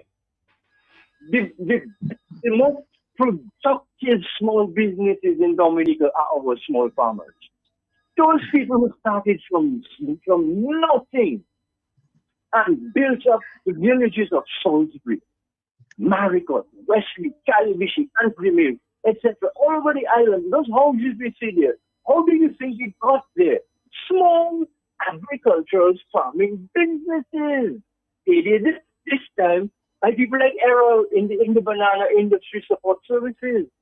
So my dear brothers, it is time for us to kind of customize our approach to support small businesses, in a way that is more responsive to the local reality. And you know what? I'll end here. Mr. Philip Lassie managed to do that by giving small corporate producers a stake in one of the largest and most successful agro-processing businesses in Dominica's history. That is the idea of collectivizing, consolidating, bringing people together who can do things together that they could not do on their own. Finally, a suggested solution on the financial thing. I have proposed that to a few people whose names I will not call because these are public officials. Here's what it is. There are a lot of non-performing or bad-performing loans in the small business sector, not just in agriculture, not just in tourism, not just in transport, in all of them. The suggestion had been to assign a portion of the CBI money to the institutions that are holding these non-performing loans, the credit unions, the different banks, etc. Don't do it on a one-on-one basis, no handouts. Put it in those institutions and work with them to restructure the loans to those small businesses so that instead of them paying all their income into the bank to try to keep their loans going, they will have a surplus left over for reinvesting in their businesses. So 20, 30, 40 million dollars of CBI money can save the small entrepreneurial sector in Dominica. And in 2 years' time, I share Gregor's enthusiasm. I'm very optimistic. In 2 years' time, you can have a dozen coal pots. You can have a dozen other kinds of industries like that. And before you know it, you wouldn't even recognize Dominica. So it's not doom and gloom. It's very hopeful, but there are some stubborn wash in the road that have to be removed. Yeah, Arthie, you still there? Arthie, you there? I'm here. Yeah, okay. I just wanted to reach out a little bit. I'm done. I don't. No. Hang in there. I just wanted to say that you've been persistent in Dominica for many, many years now. You've tried to do the right things. It does not always work out, but I just wanted to reach out to you and Faye and to extend congratulations on all that you have achieved in spite of all the odds. And I really is hopeful that people like yourself are still trying. I mean, this suggestion that you just made about the refinancing, restructuring of the outstandings of these small businesses to these financial institutions is a sound one. And I hope that it can be adopted. Okay. And there are many others, but thank you, Sheridan, and thank you to Gregor and Errol and Dr. Andre. Yes. This thing. I was in my bed sleeping already. You guys wake me up, so I'm sorry. You have to pay the price of listening to me. I'm sorry. No, well, I'm glad that you were up and that you could have made this contribution tonight. Okay, good. Have a good night. I'll listen to the balance of the program. All right, all the best, Arthie. Lambi, you have any calls or before I go to Dr. Andre? There was someone there trying to get through, and he probably gave up. So you may continue. Okay, so you will just wave us if the person calls back. Let me just go back to Dr. Andre to complete what he was contributing. Your mic is muted, Dr. Andre. The strength of a nation rests in the resourcefulness of its people. The strength of a nation is the creating of a kind of environment, atmosphere, something which would be conducive to development, something which is conducive to progress, something which will bring out the best in every citizen, irrespective of political affiliation, race, creed, or whatever else. When we fail to create that environment, we basically doom a significant sector of our population to a life of near servitude, a life of dependency, a life of despondency. And it's not because these folks have no creative energy, but every person, some have more initiative than others, but at some point, every person's need a little helping hand to forge ahead. That is the premise on which good citizenship is built. That it is the premise on which a country is built by its own people. And the fact of the matter is, in this case, I know there's a biblical saying that many are called but few are chosen. The philosophy of nation building is quite a negation of that philosophy. Many are called, but many should be chosen to become involved in nation building in Dominica, irrespective of who they associate or are affiliated with. That is the $64,000 pound gorilla in this room. That is the reality we must face. Because instead of speaking about a few persons who've been successful, young, old, or middle age, we should be talking about hundreds of persons or thousands. We shouldn't be saying that certain persons who had great initiatives, great ideas, were frustrated on the altar of victimization. That is a reality we cannot ignore. We ignore it at our peril. Because if we don't remove that 64,000 gorilla in the room, a significant sector of our population will not be able to realize their dreams and goals, which are as laudable, which are as commendable as all the rest of us. And it seems to me that is why we have to confront this head on. We cannot allow it to slip in the slips. We have to recognize, because if we don't recognize it, we will not be motivated to change it. And if we don't change it, we will continue to regress. So tonight we have to recognize it, and we have to hope and dream and work to change, as I said, that type of attitude in governance in Dominica. Lambi, you want to take a call? I hope the person is still there. Caller is no. The call is gone again. Call is gone. Maybe the caller will call back in a minute, so we'll just make us a sign and we'll take the call. Errol, your thoughts on of this? You've listened to Arthi. 1 second. Let's take a call, Lambi. Caller, please go ahead. Yeah, just quickly, I do not understand what manner of insanity this present administration is driven by. But the collective commonality should not be any political affiliation. It has to do with the culture, the interest, the patriotism, the love, the development, the talent, the skills. So if there is that collective forward movement, automatically you're strong. It's not the divide and rule. Dr. Andre alluded to it a few times. After Maria, over $20 million from the World Bank were given a grant, as a grant to government, to give small businesses who have lost all their investments and all of that. My workshop was decimated.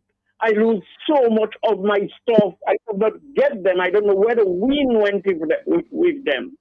This, I was living on a hill, so everything must have blew down a place they call up the river. I spent almost $3,000 to meet 8 requirements. And then I was qualified. And then I was denied. So what manner of madness is that? And I heard about it, a former minister of government and his children given license or the leeway to cultivate cannabis, while promises are being made to create an industry out of it. So it is so sad to see that level of discrimination. How can you divide such a small country and have any serious foothold into global or regional affairs? So let me give thanks to you, Mr. G, Mr. Gregor Nassif, Mr. Dr. Andre, and everybody, Suki and the brother Paston, couple of times back, the Macmillan, and all the great minds, Jerry Brisbane, and the Nassif themselves have a whole history in time of copra, and people were selling copra and selling, and things were working out in the country. You take 20 years to regress, 50 years, 40 years. So to me, the level, that is illogical. That is just pure madness. I does not see nothing unifying about that. It's making people hate each other and fight against each other based on economical grounds and political grounds, because you hate that one, because you haven't got this. This one is being given a leeway, and too much tribalism in the country. And it's COO. You should have seen St. Joseph yesterday. Breakfast set from Grand Bay to St. Joseph. Pure congestion. A bunch of naked women. The whole place is blocked up. Parked vehicle across the road. Where is the police? You cannot access the village from the Savannah, Haywood Hall. It's just pure madness in that country, and that madness has to end. And all those who want to, in a subtle way, impede the progression, judgment. Thank you. And thanks a lot. Lamb, if you don't have another call, I'll go over to Errol. Errol, yes, you want to make some comments on this? Yes. From the agricultural standpoint, a number of things. Firstly, we must sanitize our agriculture from heavy political interference. What do I mean by that? I never knew of an agricultural country industry in which a minister or pal rep were the people distributing fertilizer. That was the responsibility of the extension officer and his supervisors. We're hearing that there have been times when certain plants have been propagated, citrus plants, that when you go, some people who are frustrated at those places will tell you, boy, that's how the ministers. And the farmers whose livelihood depends on agriculture are right down the list to receive plants. We cannot have an agriculture. Too many things have become toxic because of heavy political interference. And we should never have allowed agriculture to be a them and us industry. In my days, none of my officers could disqualify a farmer because of his political. In fact, that never existed. That is something new that is happening, because we have come to a point where everything is about a them and us, a divided country. Undivided, we are too small for that type of thing. So that has to be eliminated. Again, policy is important, because for agriculture, especially in Dominica, you need investment in infrastructure. You need roads, you need irrigation, you need storage facilities, you need cold storage facilities if you're going to be competitive, and if you're going to have a product that can meet the rigors of the shelf life of the product. So we have to invest in those things, not as a favor, but as a must if you want that industry to be what it can be. I'm going to pivot slightly into the small tourism operators, because I happen to be able to be carrying that hat. My parents had to have a small 12-bedroom operation. They have age. My mom is 87. My dad is 96. They're still alive. Happy to have them. My father came from humble beginnings out of Lapland. Had to leave school early to saw wood with what, not chainsaw, but with what they call lasso. They would put it on the boat and then they would go around to come to Roseau to sell. When they walk the Shimelita Road, his foot would be swollen that he cannot wear his shoes in Roseau. As a young man, he migrated to Guadeloupe to try to work on a farm. He didn't like it. He came back to Dominica. And he discovered his talent and he worked with a gentleman by the name of Brand. Mr. Brand in the Wharton area built the first ecotourism hotel in Dominica. And my dad was part of building that with his right-hand man. In fact, my father built the keys for the room for that hotel, Island House Hotel. He made the keys and locks himself with local material. And no key could duplicate or open another room. And out of that, he and my mother, they started. And I'm saying that to say that somewhere in the 80s, late 80s, there was a renaissance of local business people going into clothing. They started opening stores, and it's until here, my boss, my mother, Marge Enterprises, and a whole list of these people came up with stores. They would go to St. Martin to shop. They would go to Puerto Rico. They started going to Miami. They went to Venezuela to get the best leather shoes you could get. I remember even Pablo, as a businessman, would come to my parents' store to buy leather shoes because those loafers from Venezuela were just top and excellent. And in 1984, I visited St. Lucia. And at the hotel that I stayed, the young man said, "You're from Dominica?" I said, "Yes." He said, "One thing I like about Dominica is when you go to Roseau, most, if not all of the business are owned by the locals." We cannot say that today. And sometimes it is painful when you see our local business people open small tables on the roadside, open at the back of the vehicle for them to vend, to make a life, because they just cannot afford to operate out of a building. And these things must be of concern to us, because sometimes even the authority wants to drive them away. It is inconvenient for you on the sidewalk, but that is the only way they know to make their life. And so small business operators, small guest houses cannot operate at 30% occupancy. And that figure was given to me by an economist who is involved in the accommodation business. 30% occupancy cannot make sense. And so we have to get a way where Afi was suggesting, you bring those small operators together and you assist them in their promotion. I remember there was a year in the late 90s, there was a joint promotion of small hoteliers, small operators in Guadeloupe and Martinique, where they brought you and we went out and we gave brochures, we promoted our place. And as a result of that, the Guadeloupe market became one of our strongest markets, Guadeloupe and Martinique.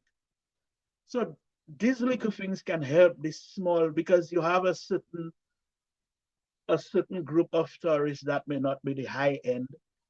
They're looking for those type of accommodation, $100 a night, $85 a night type of budget. And they honestly do not have funds to do the type of promotion and marketing that is required for the business to succeed.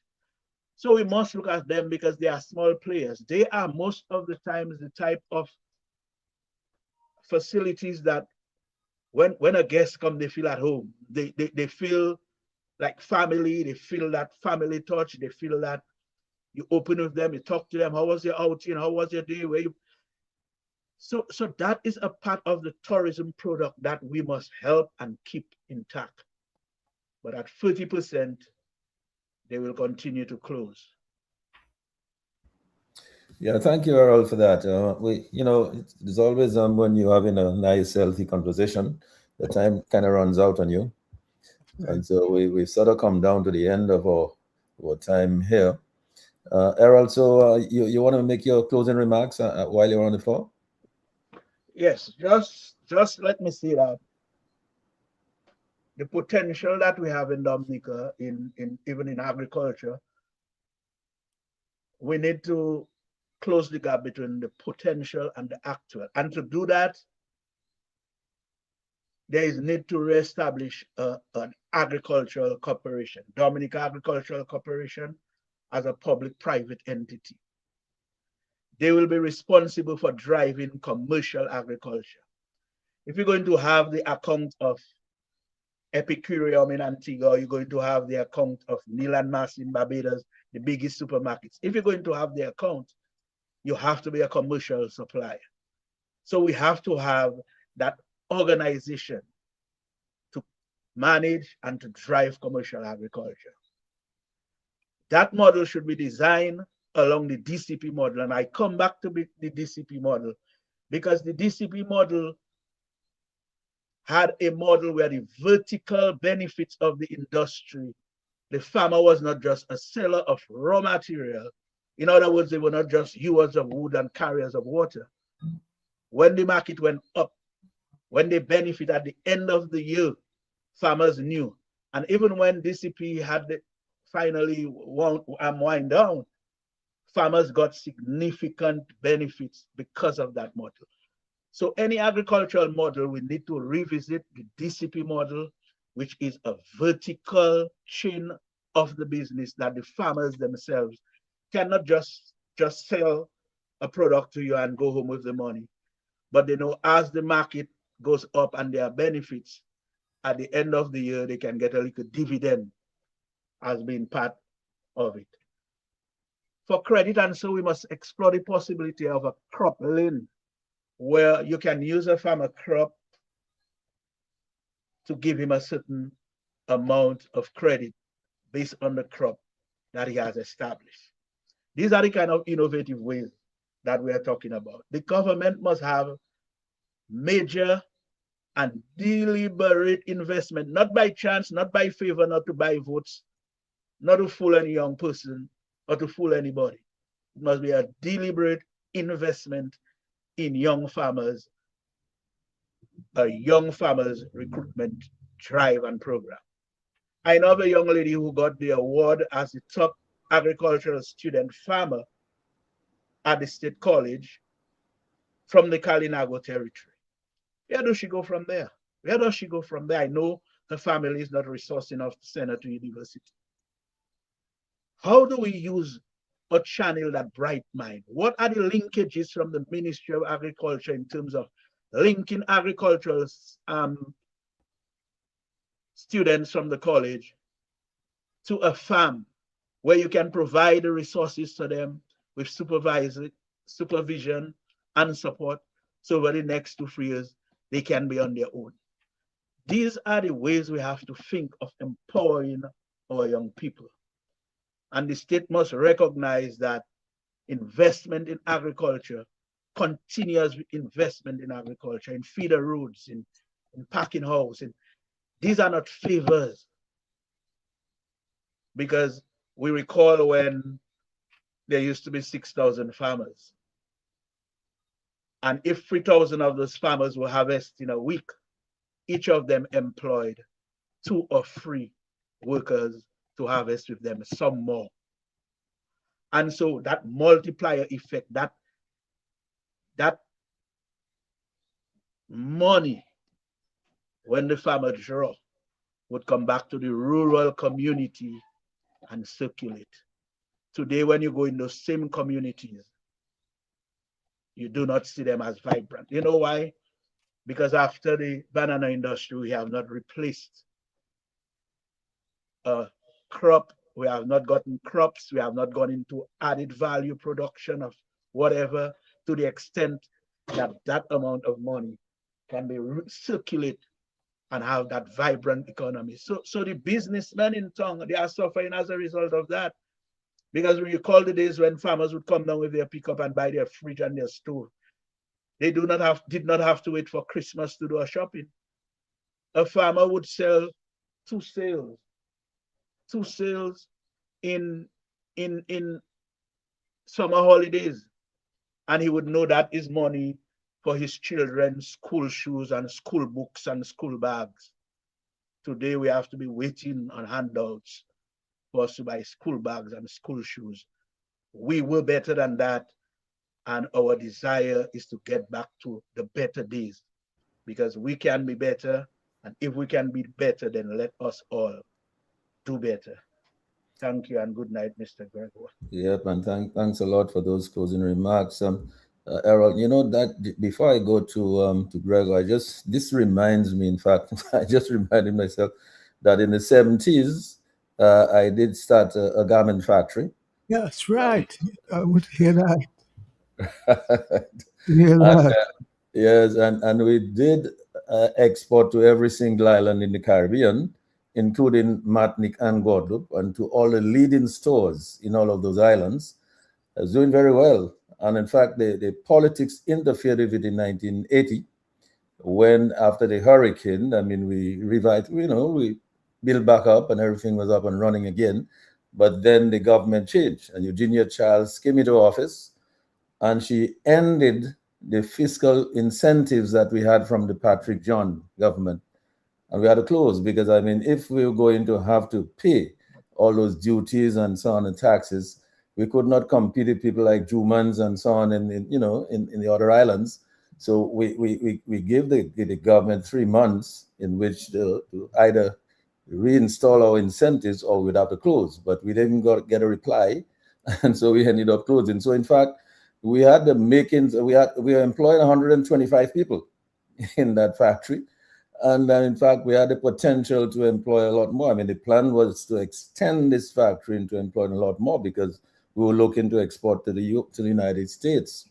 So it just reminded me that, in fact, the political environment can create a problem for entrepreneurs.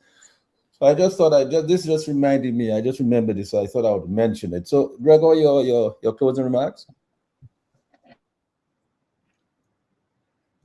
Hi, yeah. So I'll try to be brief and give a simple example of why I think the government is not helping and is quite disconnected from opportunity and from private sector. I think that when we look at the future, I think tourism is a really important industry, and that is because tourism dollar supports agriculture, supports fishermen, supports small businesses, supports agro processing, supports grocery stores, supports insurance and banking and shipping, and it is the $1 that really spreads and can really help an economy. And I think our GDP contribution from tourism is at about 400 million EC dollars, more or less. And I'm just going to give a really simple example of how communities could be a lot more empowered. The Waitakubli National Trail is a remarkable opportunity. Yeah, maybe I did segment 1 yesterday. I did segment 12 week before, segment 13 the week before that. I try to do 2 or 3 segments every month. And half of the segments are in very, very bad shape. They're not maintained. There's no investment because it's just not a priority for the government. We probably get 500 people per year who come to Dominica to hike that trail. And we spend 40 million, 50 million on the NEP program, and we can't apply resources to maintaining our trails. Right now, I believe sincerely that we can go from 500 visitors a year for the trail to 10,000 within a 5-year period by maintaining and also promoting the trail. Now, when you think about it, over half of our hotel room stock is actually Airbnbs. It's privately owned homes spread throughout the country. The trail runs through many of our communities, from Soufriere, from Scottshead to Soufriere, from Bourne, Syndicate, Penville, Vekas, Capuchin, Bells, Pocasset. The trail runs through all of these small villages. And community tourism brings money into communities, into Airbnbs, into small restaurants, into rum shops. And there's so many simple ways that the economy could be grown and improved. And so for me, it's important to recognize both how hard persons are working and how many persons we have who are building businesses every day, despite the lack of vision and lack of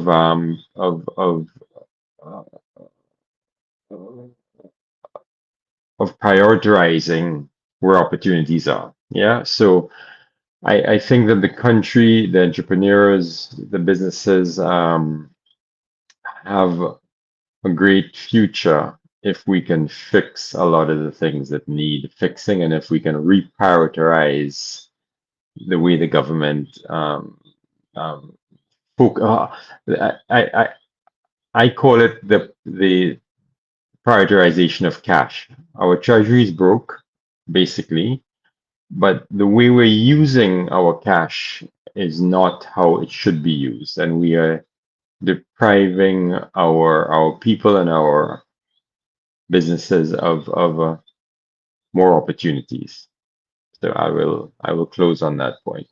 Yep, very well said. Dr. Andre, somebody mentioned the Whitey Kubuli Trail in Gregor. I'm sure you're familiar with it. Maybe in your closing remarks, you might want to make a comment on this, because it was a really great idea. I mean, and as Gregor said, certainly it has a potential to move from 500 people to 10,000. It was a brilliant idea. And the fact of the matter is, the idea was never developed in the fashion envisioned by its maker, which is Bernard Wiltshire. Indeed, Mr. Wiltshire, I'm probably biased, spent a lot of time, energy conceptualizing the trail. I think it's a brilliant idea. I agree with Gregor, particularly to the European segment of the tourism market.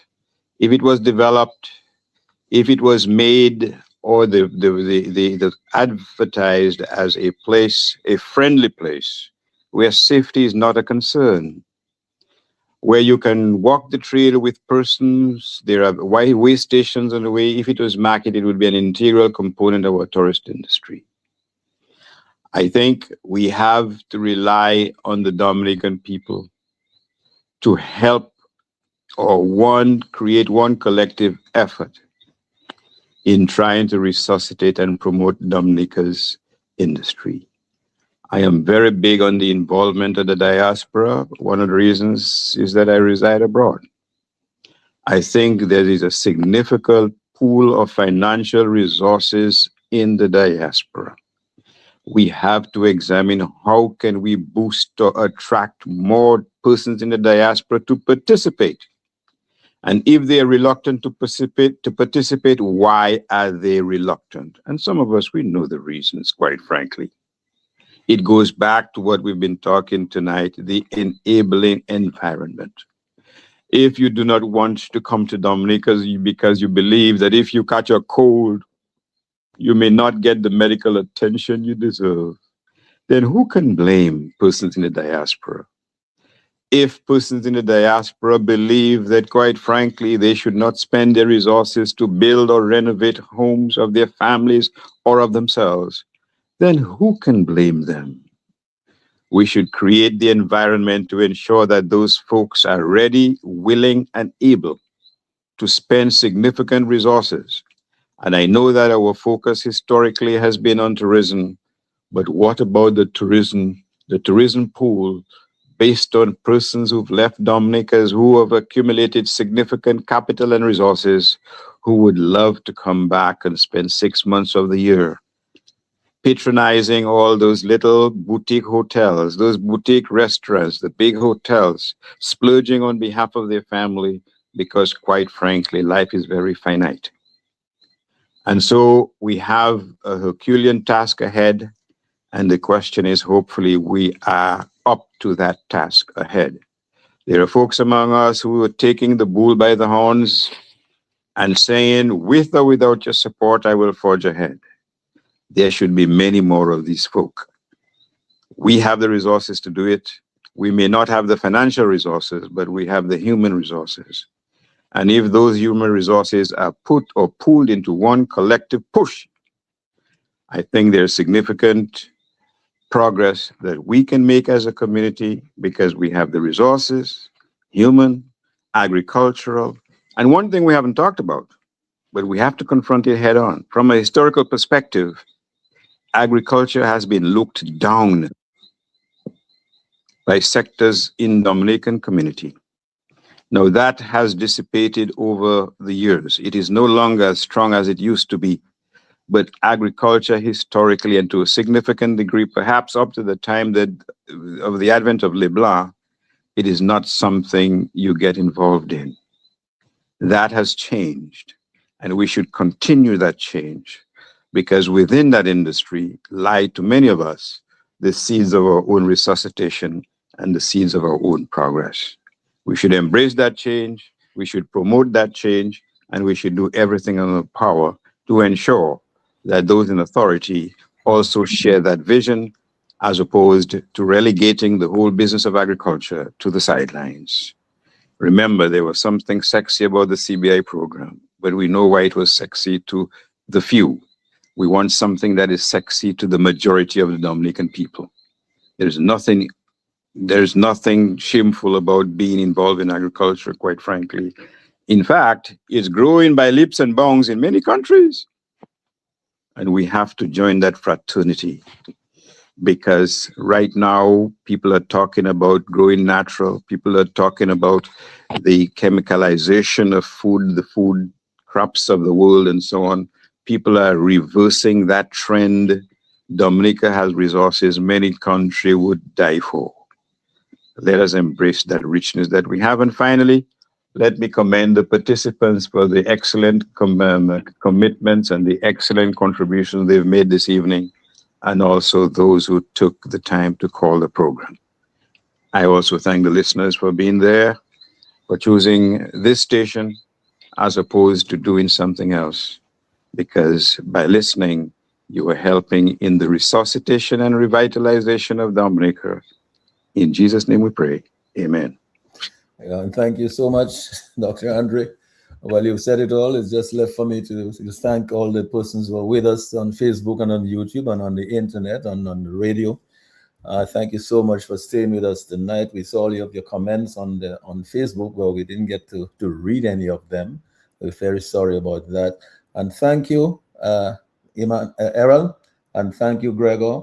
Thank you, Dr. Andre. Thank you, Sherwin. Thank you, Lambi, for making the program what it was this evening. It just left for me to say good night to everybody. Have a very pleasant night, one and all. Take care. Bye for now. Thanks all. Good night. Thank you. Good night, gentlemen. Insights into where the people of Dominica and the Caribbean came from, understanding our past, embracing our present, charting the way forward into our future. The Global View on Q, the big station. Insights into where the people of Dominica and the Caribbean came from, understanding our past, embracing our present, charting the way forward into our future. Together, eliminating poverty, embracing justice, peace, and together.